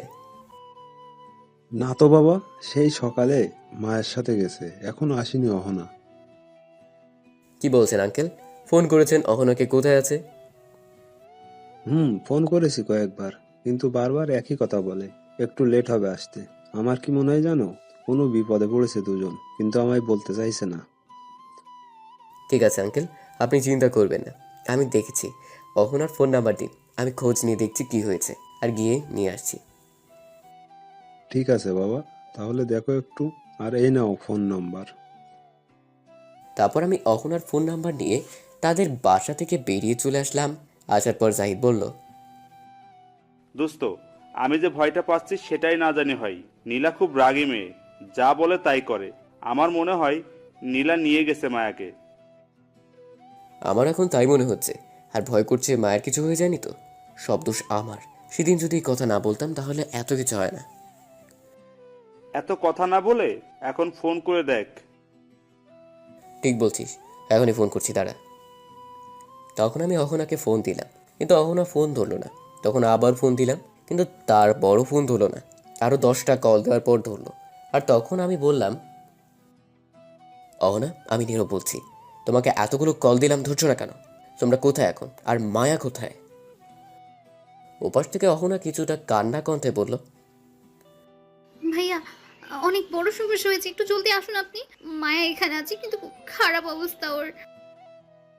কি বলছো? কি হয়েছে মায়ের? ফোনে বলতে পারবো না, এখানে আসেন। কোথায় আসতে হবে আমায় বলো। ভাঙা ফ্যাক্টরির ভেতরে। আচ্ছা ঠিক আছে, আমি এক্ষুনি আসছি। তখন ফোন কেটে আমি জাহিদকে বললাম, দোস্ত জলদি চল ভাঙ্গা ফ্যাক্টরিতে। সেখানে আছে। অহনা তাই বললো। নিশ্চয় নীলার বাচ্চা কিছু করেছে। এখন কথা বলার সময় নাই, আগে চল, মায়ের জন্য খুব কষ্ট হচ্ছে। তখন জাহিদ আর কিছু বললো না। কিছুক্ষণ আমার দিকে তাকিয়েছিল। তারপর আমি আর জাহিদ সেখান থেকে একটা সিএনজি নিয়ে যেতে লাগলাম ভাঙ্গা ফ্যাক্টরি। মোটামুটি অনেকটা দূরে, 1 ঘন্টা লাগবে যেতে। আমার মাথা কোনো কাজ করছিল না, শুধু মায়ের কথাই ভাবছিলাম। 1 ঘন্টা পর পৌঁছে গেলাম সেখানে। তারপর সিএনজি ভাড়া দিয়ে দৌড়ে ফ্যাক্টরির কাছে গেলাম। গিয়ে আমি তো অবাক, কারণ ফ্যাক্টরির বাইরে অনেকগুলো লোক দাঁড়িয়ে আছে। তখন জাহিদ বলল, কিরে, এখানে দুর্জয় ভাইয়ের লোক কি করে? সেটা তো আমিও বুঝতে পারছি না। আপনারা তো বুঝতে পারছেন না দুর্জয়কে। দুর্জয় হচ্ছে এই এলাকার নাম করা সন্ত্রাস। তখন জাহিদ বলল, নীলা কি এর জন্য সাহায্য নিয়েছে তাহলে? মনে হয় তাই করছে। যাই হোক, মায়ের কিছু হলে আমি ছাড়বো না। তখনই ফোনটা বেজে ওঠে, তাকিয়ে দেখি অহনা ফোন করছে।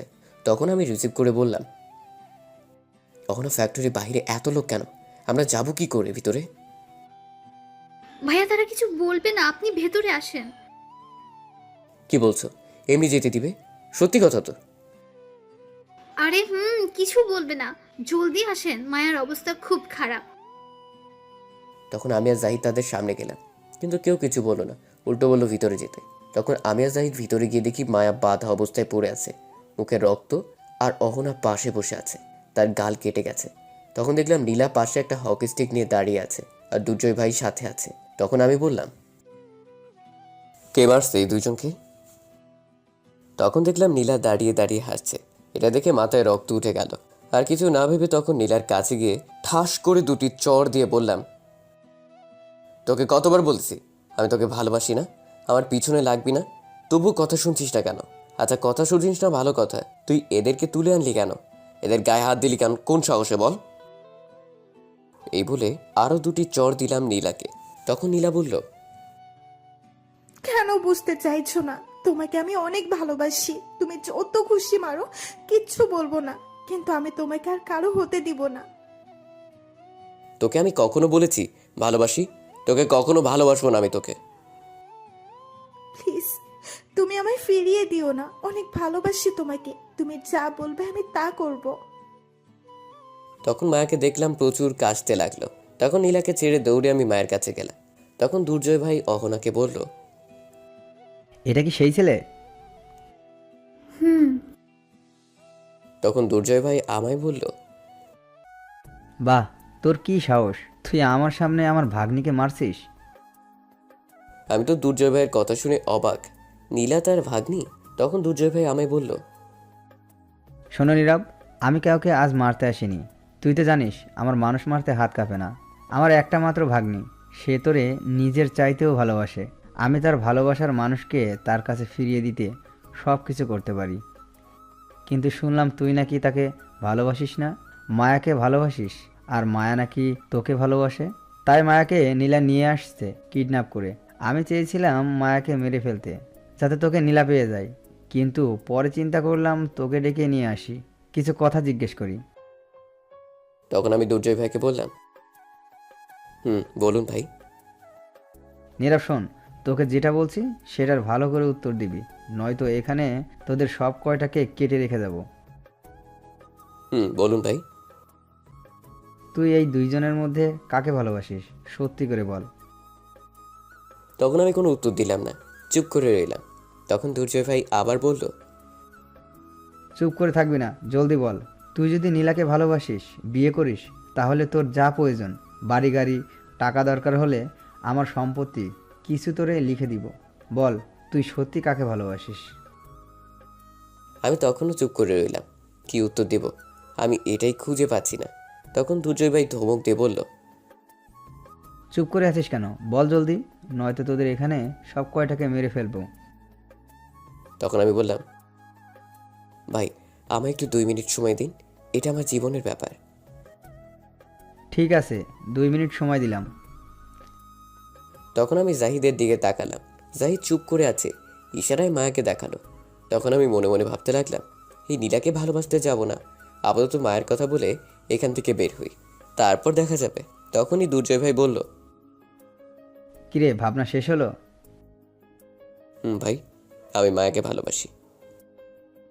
তখন দেখলাম অহনা খুব খুশি হলো, নীলা কান্না করে দিল। তখন দুর্জয় ভাই বলল, সত্যি কথা বলছিস তো? আরে মিথ্যা বলবো কেন?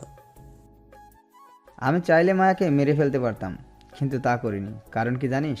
হয়তো মায়াকে মেরে ফেললে জোর করে নীলার সাথে তোর বিয়ে দিতে পারতাম, কিন্তু কেউ সুখী হতে পারতো না। কিন্তু তোর প্রতি আমার একটু বিশ্বাস হচ্ছে না, তুই মায়াকে ভালোবাসিস। আমি সত্যি বলছি ভাই। আচ্ছা কি করলে বিশ্বাস হবে বলেন? 1 মাস ধরে মায়ের সবসময় পাশে দেখতে চাই। আমি তোদের ফলো করতে লোক পাঠাবো। একজন ছেলে গার্লফ্রেন্ডকে নিয়ে যেমন ঘোরাঘুরি করে, এনজয় করে, কেয়ার করে, ঠিক তেমনই দেখতে চাই তোদের। 1 মাসে যদি বিশ্বাস করাতে পারিস, তাহলে নীলা আর আমি কোনো দিন সামনে যাব না তোদের। পরে তোরা যা খুশি করিস, দেখবো না আমি, কিছুও বলবো না। শুধু এই 1 মাস আমায় বিশ্বাস করাতে হবে। আমি হাসবো না কাঁদবো কথা শুনে বুঝতে পারছি না। এখন যদি বলি এদের কাউকে ভালোবাসি না, তাহলে দুর্জয় ভাই আমায় মেরে বালি চাপা দিবে। নিজের জালে নিজেই আটকে গেলাম। তখন দুর্জয় ভাই বলল, কিরে বল, পারবি বিশ্বাস করাতে? কি বলবো আমি খুঁজে পাচ্ছি না, তাই চুপ করে রইলাম। তখন দুর্জয় ভাই আবার বলল, দেখলি, আমি যেটা ভাবছি সেটাই হলো, তুই ভালোবাসিস না, তুই পারবি না এই 1 মাস। তখন আমি মনে মনে ভাবতে লাগলাম, 1 মাস সমস্যা নেই, দেখতে দেখতে চলে যাবে। হ্যাঁ বলে দিই। তখন আমি দুর্জয় ভাইকে বললাম, না ভাইয়া আমি পারবো, ঠিক আছে 1 মাস বললেন তো, পারবো। ঠিক আছে, তাহলে আগামীকাল থেকে শুরু। আগামীকাল 21 তারিখ, আগামীকাল থেকে তোর কাজ শুরু। আমি ফলো করার জন্য লোক পাঠাবো, দূর থেকে তোদের দেখবে। ঠিক আছে ভাই, এখন তাহলে আমরা যাই। ঠিক আছে, যা। দাঁড়া, আমার গাড়ি দিয়ে যা, হাসপাতালে প্রথম যা, মায়াকে ট্রিটমেন্ট করে তারপর বাসায় যা। তারপর দুর্জয় ভাই তার গাড়িতে উঠিয়ে দিল, মায়াকে আমার সাথে দিল, আমার কোলে শুইয়ে দিল, আর জাহিদ সামনে বসলো, অহনা পিছনে বসলো। তারপর সেখান থেকে গাড়ি হাসপাতালের উদ্দেশ্যে যেতে লাগলো। কিছুটা দূরে যাওয়ার পর জাহিদ বলল, দোস্ত কিছু বলিস না কেন? "আহ, আহ, কাঁদিস কেন দোস্ত? সব উল্টাপাল্টা হয়ে গেছে। এখন এর সাথে 1 মাস ঘুরতে হবে, রোমান্স করতে হবে, সব কিছু করতে হবে।" কান্না বন্ধ কর, হাসপাতাল আসছি। তারপর জাহিদ আর অহনা গাড়ি থেকে নেমে গেল। তখন আমি বললাম, কিরে তোরা চলে যাচ্ছিস কেন আমায় একা রেখে? মায়াকে ধর, অহনা ধরো। তখন জাহিদ আমায় বলল, দুর্জয় ভাই কি বললো শুনিসনি? কি বলছে দুর্জয় ভাই? এখন থেকে মায়ের প্রতি খেয়াল রাখতে হবে, তোর কেয়ার করতে হবে, সব দায়িত্ব তোর। সে সব ফলো করবে, দেখবে 1 মাস। শুধু শুধু আমি তোর মার খেতে পারবো না, তোর দায়িত্ব তুই পালন কর। তখন অহনা বলল, নীরব ভাইয়া, আপনি কোলে করে নিয়ে আসেন, আমরা পারবো না। তখন আমি বললাম, আরে সেটা তো আগামীকাল থেকে বলছে, আজ থেকে না। সেটা আমরা জানি না, কিন্তু আমরা আজ থেকে আর নেই। কি বললি তুই? ঠিকই বলছে, আমরা নেই এখন থেকে 1 মাস পর্যন্ত। এখন মায়াকে কোলে করে নিয়ে আসেন ভেতরে, আমরা ভেতরে যাচ্ছি। আর হ্যাঁ, মায়াকে হাঁটিয়ে নিয়ে আসার চেষ্টা ভুলেও করবেন না, পায়ে ব্যথা পেয়েছে কিন্তু। হারামি, তোদের আমি পরে দেখে নেব, 1 মাস হোক তারপর বুঝাবো তোদের। হুম, পরে দেখা যাবে, এখন নিয়ে আই। এই বলে চলে গেল অহনা আর জাহিদ। এখন আর কি করা, কোলে করে নিয়ে যেতে হবে। তখন একটু মায়ের দিকে তাকালাম, এতক্ষণ একটু তাকাইনি কি করছে মায়া। তখন তাকে দেখি মায়া আমার দিকে চুপ করে এক দৃষ্টিতে তাকিয়ে আছে। তখন আমি বললাম, ওই এমন হা করে তাকিয়ে আছো কেন? এমন করে চেয়ে থাকলে কিন্তু হাঁটিয়ে নিয়ে যাব। তখন মায়া তবুও কোনো কথা বলল না, চুপ করে রইল আর তাকিয়ে রইল আমার দিকে। তখন আমি আর কিছু না বলে মায়াকে কোলে নিলাম। কোলে নিয়ে তো আমি শেষ। বাবারে বাবা, কি ভারী রে, শয়তান কোনহানের, এত ওজন কেউ হয়? একটু ওজন কম হয়ে গেল না? এমনি শিশু মানুষ, শরীরে শক্তি নাই। তখন মায়া ফিক করে হেসে দিল। তখন আমি বললাম, শয়তান আবার হাসে, পুরো 100 কেজি চাউলের বস্তা। তখন মায়া আমায় একটা ঘুষি মারলো। এটা শুনে তখন আমি বললাম, ঘুষি আরেকটা দিলে কিন্তু নিয়ে যাব না, এত ভারী জিনিস নিয়ে যাইতেছি আবার মারে, বিপদে পড়ছি বলে নিয়ে যাচ্ছি। তখন মায়া আর কিছু বলল না, পিটপিট করে হাসতে লাগলো। আর আমি তখন হাসপাতালের ভিতরে গেলাম। আসার সময় অনেকেই তাকিয়ে দেখছিল আমাদের। আমি মায়াকে নিয়ে গিয়ে একটা বেডে বসিয়ে অহনাকে সাথে রেখে বললাম, অহনা তুমি একটু মায়ের পাশে বসো, আমি ওয়াশরুম থেকে আসছি। সত্যি কথা তো, নাকি পালিয়ে যাচ্ছেন? পালিয়ে গেলে আরো আগে চলে যেতাম, এত কষ্ট করে হাসপাতালে আসতাম না। তাড়াতাড়ি আসবেন, আবার মায়াকে নিয়ে বাসায় যাবেন। সেটা তুমি বললেও নিয়ে যেতে হবে না, না বললেও নিয়ে যেতে হবে। এখন ডাক্তারকে বলো ট্রিটমেন্ট শুরু করতে, কেটে যাওয়া জায়গা ভালো করে ব্যান্ডেজ করতে। ঠিক আছে, আপনি যান এখন ওয়াশরুমে, আর তাড়াতাড়ি আসবেন। তারপর আমি সেখান থেকে চলে আসলাম। জাহিদ গিয়েছে ডাক্তারকে নিয়ে আসতে। তখন অহনা মায়াকে বলল, কিরে, প্রথম প্ল্যান তো একদম ঠিক কাজ করছে, যা ভাবছি তার চাইতে বেশি কাজ করে ফেলেছে। এখন কি দ্বিতীয় প্ল্যান শুরু করবি? তখন মায়া বলল, না, কোনো প্ল্যান আর ব্যবহার করব না। এটা হয়ে গেছে, এই 1 মাসের মধ্যে ভালোবাসা জেগে যাবে, কিচ্ছু মনে করতে হবে না। তাহলে তৃতীয় শেষ প্ল্যান ব্যবহার কর, তাহলে আর কিছু করতে হবে না। তাই করব। কিন্তু তার জন্য তোকে স্কুটি বাইক চালানো শিখতে হবে, পারবি চালাতে? পারবো। আমি সাইকেল চালানো পারি, আগেও একবার স্কুটি বাইক চালিয়েছি, বাসায় আছে এখনো। তাহলে তো খুব ভালো। এখন কথা হচ্ছে দূরে কোথাও যেতে হবে, কোথায় যাবি? ভাবছি আমার মনি খালার বাড়ি যাব, রূপগঞ্জে। এটা তো অনেক দূর হয়ে গেছে, আর একটু কাছে দেখ। না, সেখানে যাব, তাহলে একটু রোম্যান্স করতে পারবো। তোর মাথায় কি এই চিন্তা ছাড়া আর কিছু যায় না? সারাক্ষণ রোম্যান্স আর রোম্যান্স। না, আর কোনো চিন্তা যায় না। আচ্ছা, কবে যাবি তাহলে? আগামীকাল যাব। আজ একটু আদর পাইনি, আগামীকাল আদর পেতে হবে। ধ্যাত, তোকে নিয়ে আর পারি না। আগামীকাল কি দুর্জয় ভাইয়ের লোক আসবে? আগামীকাল সকালে আসবে, চিন্তা করতে হবে না। আচ্ছা যাই হোক, ব্যথা কি বেশি পেয়েছিস? আরে না, কিসের ব্যথা, এই হালকা কেটে যাওয়া, কিছু হয়নি, একদম ঠিক আছি। আ জাহিদ আসছে, সাথে ডাক্তার। চুপ। তখন ডাক্তার এসে মাকে ট্রিটমেন্ট শুরু করলো। কেটে যাওয়া জায়গা ব্যান্ডেজ করে দিল। তারপর ডাক্তার কিছু ওষুধ লিখে দিয়ে তার বিল নিয়ে চলে যায়। তখন জাহিদার অহনা মায়া কথা বলতে থাকে। এদিকে আমি ওয়াশরুম থেকে বের হয়ে আসছি, তখনই ফোনটা বেজে উঠল। তাকে দেখি মায়ার আব্বু। হেই রে, কাম সারছে। এখন কি বলবো আঙ্কেলকে? এইগুলো কিছু বলা যাবে না, বললে সমস্যা হবে, মিথ্যা কথা বলতে হবে। তখন আমি ফোন রিসিভ করে বললাম, আঙ্কেল মায়াকে পেয়েছি, চিন্তা করতে হবে না। কোথায় ছিল বাবা? কিছু হয়নি তো মায়ার? আরে না, কিছু হয়নি। অহনার বাসায় ছিল, অহনার সাথে একটু ঘরের কাজ করেছে, তাই বাসায় যেতে পারেনি। যাক, ভালো হয়েছে, কিন্তু আমায় একটাবার বলবে না? কত চিন্তা হচ্ছিল। মায়ের আম্মু তো কান্না করে দিছে। আচ্ছা থাক সেই কথা, মায়া কোথায়? মায়ের রুমে আছে, ফ্রেশ হচ্ছে। আমি বাহিরে এখনই নিয়ে আসছি। ঠিক আছে, তুমি তাড়াতাড়ি নিয়ে আসো বাসায়। আচ্ছা আঙ্কেল, তাহলে ফোন রাখছি। এই বলে ফোন কেটে চলে আসলাম মায়ার কাছে। এসে দেখি রেডি হয়ে আছে যাওয়ার জন্য। তখন মায়া বলল, চলো, কোলে নিয়ে বাসায় চলো এখন। বাবা, তুমি যে ওজন নিয়ে আসতে আমার জান কয়লা কয়লা হয়ে গেছে। বিয়ের পর তো একে নিয়ে সারা জীবন থাকবে। বিয়ে করবো একে? দরকার নেই রে বাবা। আমার মতো এই শিশুর উপর ঝাঁপ দিলে আমায় খুঁজে তো পাওয়াই যাবে না, সাথে আমার খাটকেও খুঁজে পাওয়া যাবে না। তখন সবাই ফিক করে হেসে দিল। মায়া একটু রেগে গেছে এটা শুনে। তখন মায়া বলল, আমায় জলদি নিয়ে চলো এখন বাসায়। তখন আমি আর কি করব, জাহিদকে বললাম, জাহিদ একটা গাড়ি ঠিক কর, জলদি বাইরে গিয়ে আমি মায়াকে নিয়ে আসছি। অহনা তুমি যাও। তারপর জাহিদ আর অহনা চলে গেল। তখন আমি মায়াকে কোলে নিয়ে যাচ্ছি। তখন মায়া বলল, খুব কষ্ট হচ্ছে তাই না তোমার? আগুনের মাঝে কেরোসিন তেল দিয়ে বলে পানি, বলেন কেন তো কেমনটা লাগে? তখন মায়া আবার বলল, চিন্তা করো না, সব কষ্ট দূর করে দেব। রাতে আমার কাছে থেকো শুধু।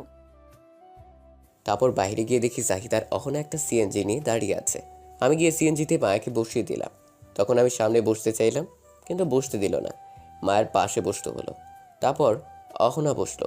সিএনজি তখন জ্বলতে শুরু করলো। মায়া আমার কাঁধে তার মাথা রাখলো। কিছুক্ষণ পর আমার গালে একটা কিস করলো। আমি তার দিকে রাগী দৃষ্টিতে তাকালাম, কিন্তু উল্টো মায়া আমার দিকে রাগী দৃষ্টিতে তাকিয়ে হালকা একটা ঠোঁটে কিস করে হাসতে লাগলো। আমি কিছু বলিনি তখন। কিছুক্ষণ পর মায়ের বাসার সামনে চলে গেলাম। তখন সিএনজি থেকে নেমে ভাড়া দেওয়ার পর অহনা বলল, ভাইয়া আপনি চলে যান, আমি মায়াকে নিয়ে যাচ্ছি। তখন আমি অবাক হয়ে বললাম, সে কি, তুই মাকে কোলে করে নিয়ে যাবে নাকি? তাছাড়া আমায় যেতে হবে, আমি নিয়ে যাব। না, হেঁটে যাব, সমস্যা নেই। আপনি গেলে অনেক সমস্যা হতে পারে, অনেক প্রশ্ন করতে পারে মায়ের আব্বু আম্মু। কোথা থেকে নিয়ে আসছেন, কোথায় ছিল। আপনি থাকলে বলবেন একটা আর আমি বলবো আরেকটা, তখন উল্টাপাল্টা কিছু হবে। তাই আপনি যান, রাতে আসবেন, আমি সব বুঝিয়ে কিছু বলে মিটিয়ে আসছি। কিন্তু দোস্ত, আর কোনো কিন্তু না, চল আমিও বাসায় যাব, তুই পরে আসিস। তাছাড়া অহনা ঠিক কথা বলছে, আমরা গেলে সমস্যা হবে। তখন অহনা আমায় আবার বলল, ভাইয়া আপনি যান, গিয়ে বাসায় রেস্ট নিন আর কিছু খেয়ে নিন এখন। তখন আমি বললাম, আচ্ছা ঠিক আছে, যাচ্ছি, চল জাহিদ। তারপর আমি আর জাহিদ সেখান থেকে চলে আসছি। আমি আমার বাসায় চলে আসলাম, আর জাহিদ চলে গেল জাহিদের বাসায়। আমি বাসায় আসার পর আদিবা আমার দিকে দৌড়ে এসে বলল, ভাইয়া ভাইয়া তুমি আসছো? আমি সেই কখন থেকে অপেক্ষা করছি। কেন, কি হয়েছে? আমার জন্য তুই অপেক্ষায় আছিস কেন? আরে তোমার জন্য আমি নিজে পায়েস রান্না করছি, তুমি খাবে, চলো। কি, পায়েস জিন্দেগি তামা তামা হইয়া গেলেও তোর হাতে রান্না খামু না? সকালে নাস্তা যা খাইয়েছিস এখনো মনে আছে। ভাইয়া এবার আর তেমন হয়নি। এবার তেমন হয়নি? তাহলে কি আবার সয়াবিন তেলের পায়েস রান্না করছিস নাকি আদা রসুনের? এই বলে আমি হাসতে লাগলাম। তখন আদিবা বলল, তুমি খেয়ে দেখো এবার, আম্মু শিখিয়ে দিয়েছে, আমি রান্না করছি। ঠিক আছে, তাহলে তাড়াতাড়ি নিয়ে আয়। দাঁড়িয়ে আছিস কেন? এমনিতেই খিদে পেয়েছে, জলদি যা নিয়ে আয়। ঠিক আছে, তুমি ফ্রেশ হয়ে আসো, আমি দিচ্ছি। ঠিক আছে, যাচ্ছি। তারপর আমি আবার রুমে চলে গেলাম। গিয়ে ফ্রেশ হয়ে খাবার টেবিলে এসে বসে পড়লাম। তখন আদিবা পায়েস নিয়ে এসে দিল। তখন আমি আদিবাকে জিজ্ঞেস করলাম, আদিবা, আম্মু কোথায় গেছে? মায়াদের বাড়িতে গেছে। মায়া কি পাশে আসছে ভাইয়া? মাত্র দিয়ে আসলাম। কোথায় গিয়েছিল মায়া? অহনার বাসায় গিয়েছিল। আচ্ছা, এখন খেয়ে নাও, পরে কথা বলো। তারপর আমি একটু পায়েসকে বললাম, বাহ, খুব ভালো হয়েছে তো। তখন আদিবা খুশি হয়ে বলল, সত্যি ভাইয়া মজা হয়েছে? অনেক মজা হয়েছে। তুই খেয়েছিস? না, খাইনি, তোমার জন্য বসে আছি, তুমি খেলে তারপর খাবো। আমি তো অবাক হয়ে গেছি আদিবার কথা শুনে। আমার জন্য না খেয়ে বসে আছে। তখন আমি বললাম, হায় রে পাগলি বোন, আমি তো এখনই সবটুকু খেয়ে ফেলতাম না বললে। সমস্যা নেই, তুমি খেয়ে ফেলো, আমি রান্না করে খাবো। না, আমি আমার মিষ্টি বোনকে রেখে খাবো না। তুই বসে পড়, আমার সাথে এক্ষুনি খাবি, বসে পড়। না, তুমি খাও, আমি পরে খাবো। তুই খাবি নাকি মায়ের দিব? বসে পড় বলছি। ঠিক আছে, বসছি, তুমি খাও, আমি খাচ্ছি। তারপর আমি আর আদিবা বসে খেয়ে নিলাম। খেয়ে আমি রুমে চলে যাব, তখনই আদিবা আমায় ডেকে বলল, ভাইয়া একটা কথা বলি। বল। এতে অনুমতি নিতে হয়? ভাইয়া একটা জিনিস চাইবো আজ, দিবে চাইলে? আমার বোন আমার কাছে কিছু চাইবে, কেন দিব না? বল কি চাই। তখন আদিবা নিচের দিকে তাকিয়ে বলল, কখনো তো কিছু চাইনি তোমার কাছে, একটা ফোন কিনে দেবে? আগের ফোনটা আজ 1 মাস হলো নষ্ট। তখন আমি গিয়ে আদিবার থুতনিতে ধরে মুখটা উপরে তুলে দেখি চোখে পানি জমে আছে। এক্ষুনি কান্না করে দেবে। হয়তো কখনো কিছু চাইনি বোনটা আমার কাছে। বোনটার চোখে পানি দেখে তখন আমারও খুব খারাপ লাগলো। তখন আমি বললাম, ফাগলি বোন আমার, এই জন্য মন খারাপ করতে হয়? আমি আজকে কিনে দিব, তুই চিন্তা করিস না। সত্যি কিনে দেবে? সত্যি কিনে দিব। এটা শুনে খুশিতে সাথে সাথে জড়িয়ে ধরে কান্না করে দিল। এই যা, কি হলো, কান্না করিস কেন? মায় দিব কিন্তু কান্না করলে। এটা খুশিতে কাঁদছি, আমার ভাইয়া আমায় ফোন কিনে দিবে। এই বলে ফুপিয়ে কেঁদেই যাচ্ছে। তখন আমি আদিবার চোখের পানি মুছে বললাম, তুই রেডি হয়ে নে, আমি এক্ষুনি যাব ফোন কিনতে, তোকে নিয়ে যাব। কাঁদলে কিন্তু নিয়ে যাব না। ঠিক আছে ভাইয়া, যাচ্ছি, এক্ষুনি গিয়ে রেডি হয়ে আসছি। জলদি রেডি হয়ে আয়, ফাগলি বোন। তারপর আদিবা খুশিতে লাফাতে লাফাতে চলে গেল। আমিও চলে আসলাম রুমে। আমার কাছে 10,000 টাকা ছিল, জমিয়েছিলাম। তখন সেটা নিয়ে রেডি হয়ে নিচে চলে আসলাম। তখন আদিবাও নিচে আসলো আর বলল, চলো ভাইয়া, আমি রেডি। তারপর আমি আর আদিবা বের হতে যাব, তখনই আবু এসে বলল, কি এই সন্ধ্যায় ভাই বোন রেডি হয়ে কোথায় যাচ্ছে শুনি? তখন আদিবা বলল, ভাইয়া ফোন কিনে দিবে, মার্কেটে যাচ্ছি। কি ফোন কিনে দিবে? কিরে, তোর কাছে টাকা কোথা থেকে আসলো? ছিল কিছু টাকা, আব্বুর কাছ থেকে নিয়েছি, আর আমার কাছে ছিল। ও এই কথা, আচ্ছা দাঁড়া, আমার কাছে 2,000 টাকা আছে, নিয়ে যা। তখন আম্মু এই বলে চলে গেল। কিছুক্ষণ পর টাকা নিয়ে এসে দিয়ে গেল। তখন আমি আর বোন চলে গেলাম মার্কেটে। গিয়ে একটা ফোনের দোকানে গেলাম। গিয়ে শাওমি একটা ফোন কিনে দিলাম 11,000 টাকা দিয়ে। বোনটার হাতে ফোন, অনেক খুশি। তখন ফোন নিয়ে বাসায় চলে আসলাম। আসায় বোনটা খুশি হয়ে গালে কিস করলো, ধন্যবাদ দিল, আর খুশিতে অনেক কিছু বলেছে। তখন বোনটার রুমে কিছুক্ষণ আমি আম্মু বসেছিলাম, কথা বললাম। রাতে আব্বু বাসায় আসলো। সবাই একসাথে খেয়ে যে যার রুমে চলে গেলাম। আমি গিয়ে শুয়ে পড়লাম। সকালে ঘুমিয়েছি, হঠাৎ নিজের উপর মনে হলো কেউ শুয়ে আছে। ঘুমের মধ্যে আর তাকালাম না। কিছুক্ষণ পর নিঃশ্বাস নিতে পারছি না, ঠোঁটগুলো কেউ বন্ধ করে দিয়েছে। তখনই বাধ্য হয়ে চোখ খুলে দেখি সামনে দুটি চোখ দেখা যায়, আর কিছু না। তখন ধাক্কা দিয়ে ফেলে দিলাম। দেখি মায়া। তখন আমি বললাম, হয় তুমি এখানে কেন? আর আমার উপরে কেন? কিস করতে কে বললো? এখনই তো দম বন্ধ হয়ে গিয়েছিল। কিস করা এটা আমার অধিকার। খুব মজা লাগছিল। ফেলে দিলে কেন আমায়? এখন চলে আসো, আবার কিস করব। ধ্যাৎ, যাও তো আমার রুম থেকে, নয়তো চিৎকার দিয়ে সবাইকে নিয়ে আসবো। নিয়ে আসো, আমিও বলবো তুমি উল্টাপাল্টা কিছু করতে চাইছো। এই যা, কি সাংঘাতিক মেয়ে! আমার ঘরে এসে আমায় থ্রেট দেয়। মান সম্মানের ব্যাপার। তখন আমি জিজ্ঞেস করলাম মায়াকে, আচ্ছা কিসের জন্য আসছো বলো?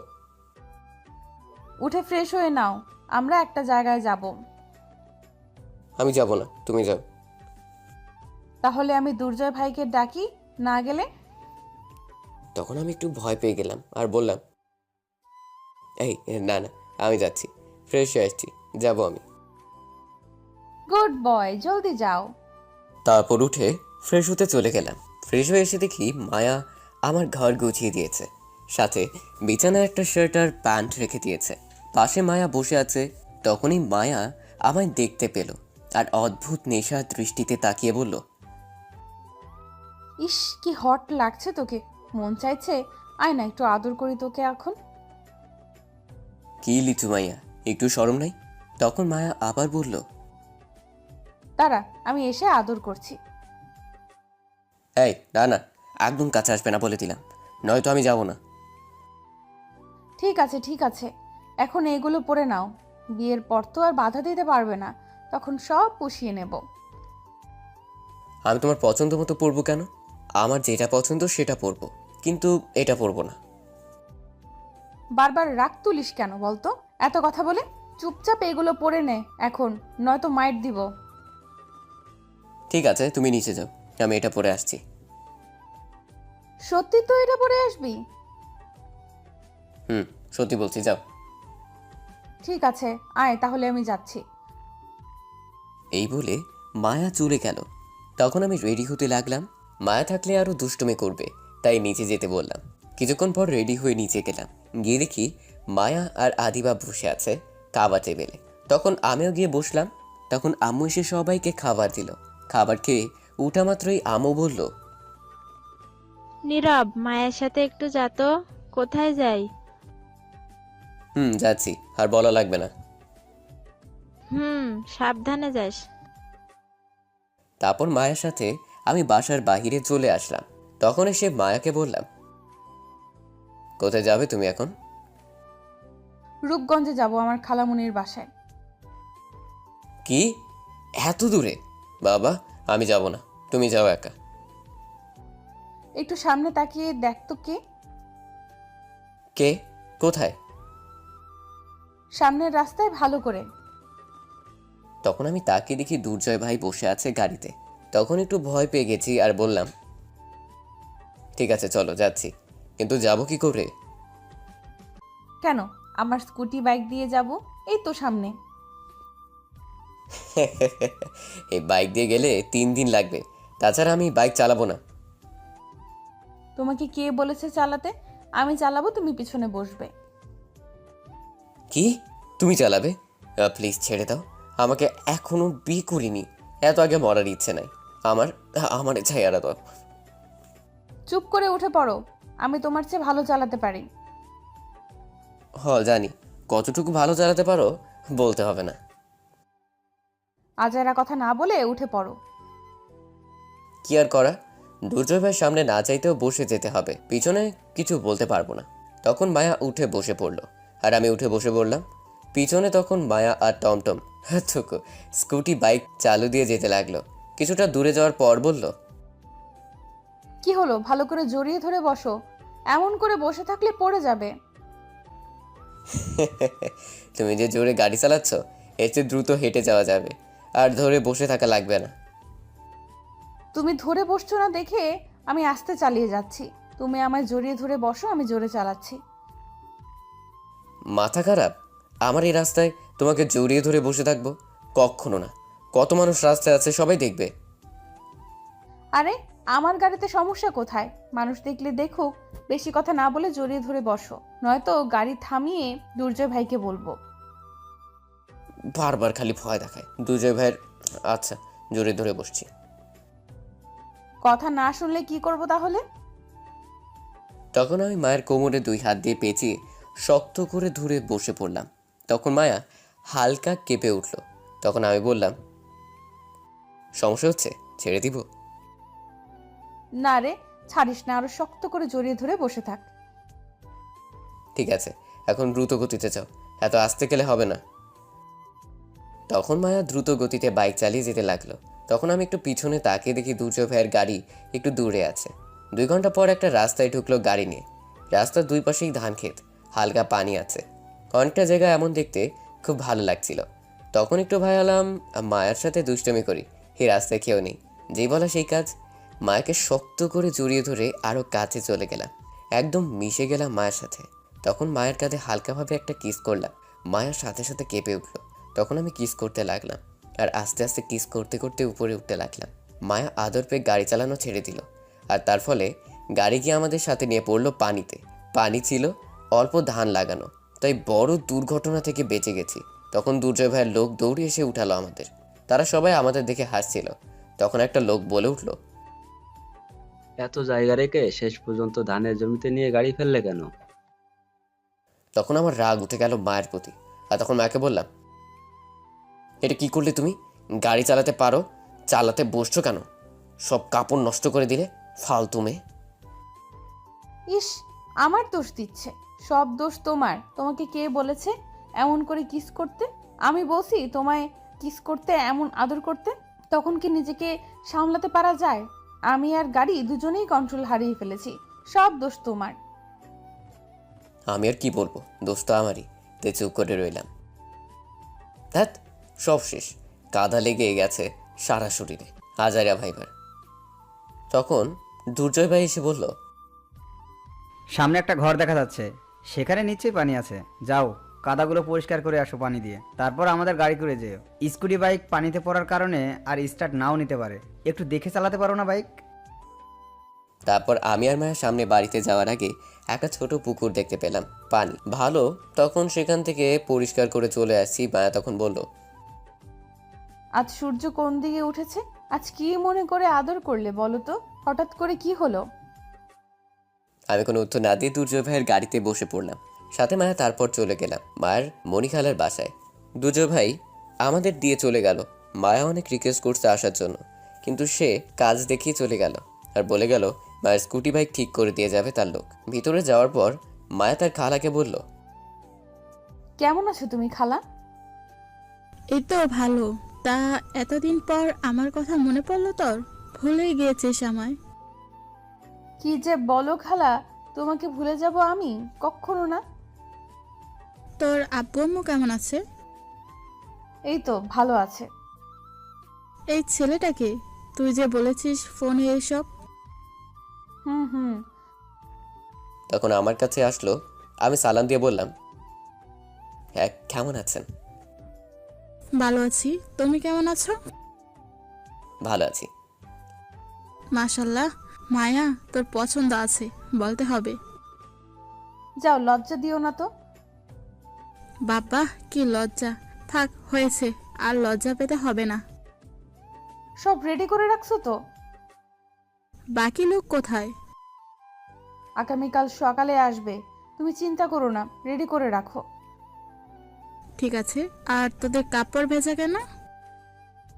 আসার সময় পানিতে পড়ে গেছি গাড়ি নিয়ে। বলিস কি, ব্যথা পাসনি তো? না, ব্যথা পাইনি। গাড়ির ড্রাইভার কে ছিল? আমি ছিলাম। এই জন্য এমন হয়েছে, ফালতু ড্রাইভার। বাদ দাও তো এগুলো। তুই আমার ঘরে গিয়ে দেখ, একটা শাড়ি আছে, সেটা তুই পরে নিস। আর দেখিস লুঙ্গি আছে, সেটা নীরবকে দিস। যা গিয়ে তাড়াতাড়ি কাপড় পাল্টিয়ে আয় দুজন, আর ফ্রেশ হয়ে আয়, খাবার দিচ্ছি। বাবা নীরব, তুমি মায়ের সাথে যাও। আমি কিছুই বুঝতে পারছি না তাদের কথা। তখন মায়ের সাথে একটা ঘরে চলে আসলাম আর এসে বললাম, কে আসবে বললে? আমি কিছুই বুঝতে পারছি না, কি বললে? কিছু না, দুর্জয় ভাইয়ের কথা বলছে। না, কেমন জানি তবুও সন্দেহ লাগছে। হ্যাঁ, তোমার তো অজয়ের সন্দেহ লাগবেই, তুমি মানুষই এমন। এই বলে তখন মায়া গিয়ে একটা শাড়ি নিল আর আমাকে লুঙ্গিতে বলল, যাও গিয়ে ওটা ওই ঘরে পরে আসো। তখন আমি নিয়ে চলে গেলাম, গিয়ে লুঙ্গি পরে ফ্রেশ হয়ে বসে রইলাম। কিছুক্ষণ পর মায়া আসলো শাড়ি পরে আমার সামনে। মায়ের দিকে তাকিয়ে আমি অবাক হয়ে গেছি, অনেক সুন্দর লাগছিল শাড়িতে। আমি এক দৃষ্টিতে তাকিয়ে রইলাম। তখন মায়া তা বুঝতে পেরে বলল, এমন করে না তাকিয়ে চলো, খিদে পেয়েছে, পরে দেখতে পারবে, চাইলে আদর করতে পারবে। মায়ের কথায় আমার ধ্যান ভাঙলো। তখন আমি আর কিছু না বলে চলে গেলাম, গিয়ে খাবার টেবিলে বসে পড়লাম। তখন মায়ার খালা আমাদের খাবার দিল। তারপর খাওয়া শেষে আমি চলে আসলাম রুমে। মায়া বসে আছে। তখন তার খালা বলল, তুই বসে থাক, আমি বাজার থেকে আসছি একটু। ঠিক আছে যাও, কিন্তু তোমার ছেলে আর ঝুমুর কোথায়? ঝুমুর গিয়েছে কলেজে, আর সুমন গিয়েছে সেখানেই। আচ্ছা ঠিক আছে। তারপর মায়ের খালা চলে গেল। এখন ছোট করে পরিচয় দিই। মায়ের খালু থাকে বিদেশে, আর সুমন হচ্ছে বড়, ভার্সিটি পড়ে। ঝুমুর কলেজে মাত্র উঠেছে। তারপর মায়া চলে আসলো আমার কাছে, এসে বলল, তোমাকে কিছু বলার আছে। বলো, কি বলবে? তখন মায়ের শাড়ির আঁচল ফেলে দিল। তখন আমি এটা দেখে চোখে হাত দিয়ে বললাম, কি করছো তুমি এগুলো? আঁচল তুলো। একটু ভালো করে তাকাও আমার দিকে, তাহলে বুঝতে পারবে কেন ফেলছি। তখন আমি একটু তাকিয়ে দেখি কোমরে অনেকগুলো দাগ, কিসের জানি, হয়তো পিঠেও আছে আরও। তখন আমি অবাক হয়ে বললাম, এগুলো কিসের দাগ? তোমাকে কিছু সত্যি কথা বলতে এখানে নিয়ে আসছি, কারণ আমি আর পারছি না। 2টা বছর ভালোবেসে কষ্ট সহ্য করছি, আর পারছি না আমি। কি বলো? তুমি কি জানো নীলা কেন তোমার পিছু ছাড়তে বাধ্য হয়েছে? আমি সেটাই ভাবছিলাম, কি করে আর নীলা বিরক্ত করা ছেড়ে দিবে বলল। তুমি একবার চিন্তা করছো নীলার আব্বু আম্মু কেন তার পরের দিন আসেনি? কেন আসেনি একটু বলো তো, কারণ কি এগুলোর? আমি মামাকে দিয়ে থ্রেট দিয়েছি যাতে তোমার বাসায় না যায় বিয়ের কথা বলতে। আমি তো অবাক হয়ে গেছি শুনে। তখন মায়া আবার বলতে শুরু করলো, নীলা সেদিন সত্যিই আমায় তুলে নিয়ে গিয়েছিল মারতে। আমরা সেদিন গিয়েছি দুর্জয় ভাইয়ের সাথে কথা বলতে, কিন্তু উল্টো আমাদের তুলে নিয়ে গেল। ভাগ্য ভালো অহনা লুকিয়ে দুর্জয় ভাইকে ফোন করেছে, কারণ লোকগুলো ছিল দুর্জয় ভাইয়ের। আমি বলেছি ফোন করে আমার কথা বলতে দুর্জয় ভাইকে। আর একটা কথা, তোমাকে ভাগ্নি যে বলল সেটা নীলা না, আমি তার ভাগ্নি, কিন্তু আপন না। সেদিন সে আমায় বাঁচিয়েছে। নীলাকে সেদিন সে অনেক হুমকি দিয়েছে, মেরে ফেলতে চেয়েছে, কিন্তু তা না করতে তোমার মুখ থেকে শুনতে চেয়েছি তুমি কাকে ভালোবাসো। তারপর তো তুমি বললে আমায় ভালোবাসো। আমাদের হসপিটালে পাঠিয়ে নীলাকে বাসায় দিয়ে এসে হুমকি দিয়েছে যাতে তোমার পিছনে না ঘুরে। তুমি যখন বাসায় দিয়ে আসলে তখন আমি আব্বু আম্মুকে সব খুলে বলে দিয়েছি তোমাকে ভালোবাসি, আর আব্বু তখন অনেক রাগ করে। সেখানে তোমার আম্মু ছিল, অহনা চলে গিয়েছিল। বিশ্বাস করো, আব্বু লাঠি দিয়ে অনেক মারছে এর জন্য, কারণ আমরা চাচাতো ভাই বোন বলে অনেক মারছে। এই দাগগুলো সেগুলো আরও আছে পিঠে। সেদিন আব্বু 2বার মারছে আমায় রাগে, কিন্তু আমার একটুও কষ্ট হয়নি জানো, কারণ এই কষ্ট কিছুই না তোমাকে পাওয়ার জন্য। আমি আরও কষ্ট পেতে রাজি আছি, কিন্তু তোমাকে হারাতে রাজি নই। আর একটা কথা কি জানো, আম্মু আগেই জানতো আমি তোমাকে পছন্দ করি, কিন্তু কিছু বলতো না। সেদিন আম্মুও আমায় সাথে মারছে। তোমার আম্মু না থাকলে মৃত্যু হতো সেদিন, তোমার আম্মু বাঁচিয়েছে। আর কিছু খেতে দেয়নি জানো, সারা রাত কান্না করছি। তোমার আম্মু বুঝিয়ে গেছে তাই আর মারেনি রাতে। এখন বলো আর কি করতে হবে তোমাকে পেতে? নীলার হাতে মার খেয়েছি যে আব্বু আমায় কোনো দিন গায়ে হাত তোলেনি, গতকাল আমায় লাঠি দিয়ে মারছে 2বার। সাথে আম্মু আর কত মার খেতে হবে, আর কত কষ্ট সহ্য করতে হবে বলো তোমাকে পেতে? আর পারছি না আমি, প্লিজ আর কষ্ট দিও না। এখন মেরে ফেলতে পারো কষ্ট না দিয়ে। তুমি জানো তোমাকে ছাড়া আমি এক মুহূর্তের জন্য ভালো থাকতে পারি না, হাসতে পারি না, খেতে পারছি না, ঘুমাতে পারছি না। যখন তুমি কাছে থাকো তখন আমার চেয়ে খুশি এই পৃথিবীতে আর কেউ হয়তো হয় না। প্লিজ, তোমায় ছাড়া আর থাকতে পারছি না, আর কষ্ট নিতে পারছি না, একটু বুকে টেনে নাও। মায়া তখন কথাগুলো বলল, আমি নিশ্চুপ হয়ে শুনছিলাম। মায়া কথাগুলো বলেই কান্না করতে লাগলো। আমি কি বলবো বুঝতে পারছি না, মাথা কাজ করছে না। সত্যি তো, আমি তোর ভালোবাসা বুঝতে পারলাম না। পাগলের মতো ভালোবাসে আমায়, আর আমি তার ভালোবাসা বুঝতে পারছি না। হোক না সে চাচাতো বোন, তাতে কি হয়েছে? যদি সত্যি ভালোবাসা থাকে তাহলে কি? জীবনে তো এমনই একজন মানুষ প্রয়োজন। মায়া বসে বসে কান্না করছিল। তখনই আমি গিয়ে উঠিয়ে চোখের পানি মুছে বললাম, আমি জানি না কেন তোমার ভালোবাসার সাড়া দিতে পারছি না। হয়তো চাচাতো বোন ভাবছি বলে, তাই পারছি না। কিন্তু বিশ্বাস করো, তোমার প্রতি কেমন জানি একটা ফিলিংস আছে আমার। তুমি দূরে থাকলে কেমন জানি একটা শূন্যতা অনুভব করতে পারি। জানি না এটাকে কি বলে, হয়তো ভালোবাসা এটাই বলে। তোমার সত্যিকারের ভালোবাসার কাছে আমি হেরে গেছি। এখন আর চাচাতো বোন নয়, বউ হিসেবে দেখতে চাই আমার, হবে আমার বউ।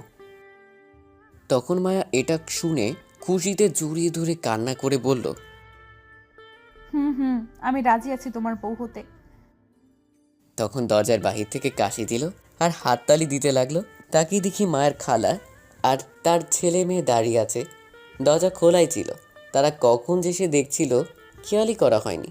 তখন মায়ের খালা বলল, এর চেয়ে ভালো রোমান্টিক দৃশ্য আর হতেই পারে না। বাবা, তোমাদের কাহিনী শুনে আমি নিজেই কেঁদে দিয়েছিলাম একটুর জন্য। তখন তার মেয়ে ঝুমুর বলল, আম্মু আমিও। তাহলে আর দেখা দেখি কি, কাজে এখনই রাখছি। গিয়ে কাজী সাহেবকে বলে আয়। কিন্তু এখন কি সবাইকে না জানিয়ে বিয়ে করা ঠিক হবে? শোনো, যদি তোমরা বিয়ে করে ফেলো তারপর বাসা যাও তাহলে কিছু হবে না। কারণ মায়া তো আগেই বলে দিয়েছে, যদি তোমাদের সবাই তাড়িয়ে দেয় তাহলে আমার কাছে থাকবে এসে। ঠিক আছে? বিশ্বাস রাখো, সবাই মেনে নেবে। ঠিক আছে। কিরে মায়া, কথা বল। দেখলি, লজ্জায় একেবারে শেষ। মায়া লজ্জা পেয়ে আমার বুকে মুখ লুকিয়ে রাখলো। তখন মায়ের খালা বলল, তুমি কি জানো মায়া কেন এখানে নিয়ে এসেছে? তোমাকে বিয়ে করার জন্যই আসছে। তাই তো তখন আমি জিজ্ঞেস করছিলাম বাকি লোক কোথায়। এই সেই ছেলে। তখন আমি অবাক হয়ে বললাম, কি বলছেন? কিন্তু কোন লোকের কথা বলবেন? আরে দুর্জয় ভাই না, কি এর নাম, তার কথা বললাম। মায়া বলছে আসবে, তাই জিজ্ঞেস করলাম। ও আচ্ছা, ঠিক আছে। কিরে মায়া, এখন তো আয়, কাজ আছে অনেক, পরে সময় পাবি অনেক। তুমি যাও, আমি আসছি। তারপর মায়ের খালা চলে গেল আর মায়া তখন বলল, আমি তাহলে যাই এখন, পরে আসবো, তুমি বসে থাকো। ভাবছি কি আব্বু আম্মুকে বলবো। সমস্যা নেই, আগামীকাল আমরা চলে যাব, তখন গিয়ে একেবারে বলবো। ঠিক আছে, তাহলে তাই হবে। তারপর মায়া চলে গেল আর আমি বসে রইলাম। সন্ধ্যায় কাজে নিয়ে আসলো। আমি জাহিদকে ফোন করে সব বলে দিয়েছি, তাই জাহিদ এখানেই আসছে। সাথে আমার আরও 2 বন্ধু আসলো। ফাহাদ আর সাব্বির আসার সময় শাড়ি আর আমার জন্য পাঞ্জাবি নিয়ে আসলো। তারপর কাজী বিয়ে পড়িয়ে চলে গেল। তখন আমি আর সব বন্ধুদের নিয়ে আড্ডা দিতে লাগলাম বাইরে। তখনই আম্মু কল দিল। ফোন রিসিভ করার পর বলল, কিরে আজ বাসায় কি আসবে না? না আম্মু, আমরা মায়ের খালার বাসায় আসছি, আগামীকাল আসবো, আজ আসতে দিল না। ঠিক আছে আয়। আর একটা কথা, তোর চাচার সাথে বসে আমরা একটা সিদ্ধান্ত নিয়েছিলাম। কি আম্মু? তোর আর মায়ের বিয়ের কথা বললাম। সামনের মাসে বিয়ে কিন্তু। সত্যি বলছো আম্মু? কিন্তু কি? কিন্তু তুই তো সেখানে গিয়ে বিয়ে করে ফেললি শুনলাম, আমাদের না বলে। ঠিক আছে আয় বাসায়, তারপর দেখাচ্ছি। আম্মু, তুমি কি করে জানলে? মায়া আর তোর বন্ধুরা বলছে। এই বলে ফোন কেটে দিলাম আম্মু। যাক, চিন্তা নেই, আম্মু তো রাজি আছে, সবাই রাজি আছে, কিছু মায়ের খেলে কিছু হবে না। তখন জাহিদ বলল, দেখলি তোর পরিবার সবাই রাজি। আমি আগেই বলেছিলাম তোরা রাজি থাকলে পরিবার কিছু বাধা দিতে পারবে না। ঠিক বলেছিস। তারপর আরও কিছু আড্ডা দিয়ে চলে আসলাম বাসর ঘরে। রুমে এসে দেখি মাত্র 10টা বাজে। গ্রাম তো, তাই সময় যেতে চায় না। মায়া ঘোমটা দিয়ে বসে আছে। তখন আমি দরজা বন্ধ করে কাছে আসার পর মায়া খাট থেকে নেমে সালাম করে বলল, চলো এখন শুরু করা যাক রোম্যান্স। এত জলদি না, একটু পর। আগে বলো, তুমি আম্মুকে সব বলছো কেন? আরে আমায় ফোন করে বলেছে তোমার আম্মু আমাদের বিয়ে ঠিক করেছে। কারণ আমি সকালে রাগ করে বাসা থেকে এসেছি, তাই আম্মু আব্বু সবাই কথা বলে ঠিক করেছে, তখন আমি বলে দিয়েছি। যাক, খুব ভালো কাজ করছো, চিন্তা কমিয়ে দিলে। তখন মায়া আমায় খাটে ধাক্কা দিয়ে ফেলে দিল আর বলল, হয়েছে, অনেক দিন ধরে আদর করতে পারি না, আজ সব আদর করব। আর একটা কথা, আমার 2টা বেবি লাগবে কিন্তু তোমার মতো। ঠিক কি আর করা, একটু কষ্ট বেশি করতে হবে, আমার সিনিয়র বউ। চলো শুরু করি তাহলে। এই বলে মায়া আমার উপর ঝাঁপিয়ে পড়লো, আমার ঠোঁটগুলো তার দখলে নিয়ে নিল, তারপর কিস করতে লাগলো। তারপর না, আর বলবো না, লজ্জা করে। আর বেশি গভীরে গিয়ে লাভ নেই, বাকিটা ইতিহাস। এই ইতিহাস জানতে হলে বিয়ে করে বাসর ঘরে যান, তাহলেই জানতে পারবেন।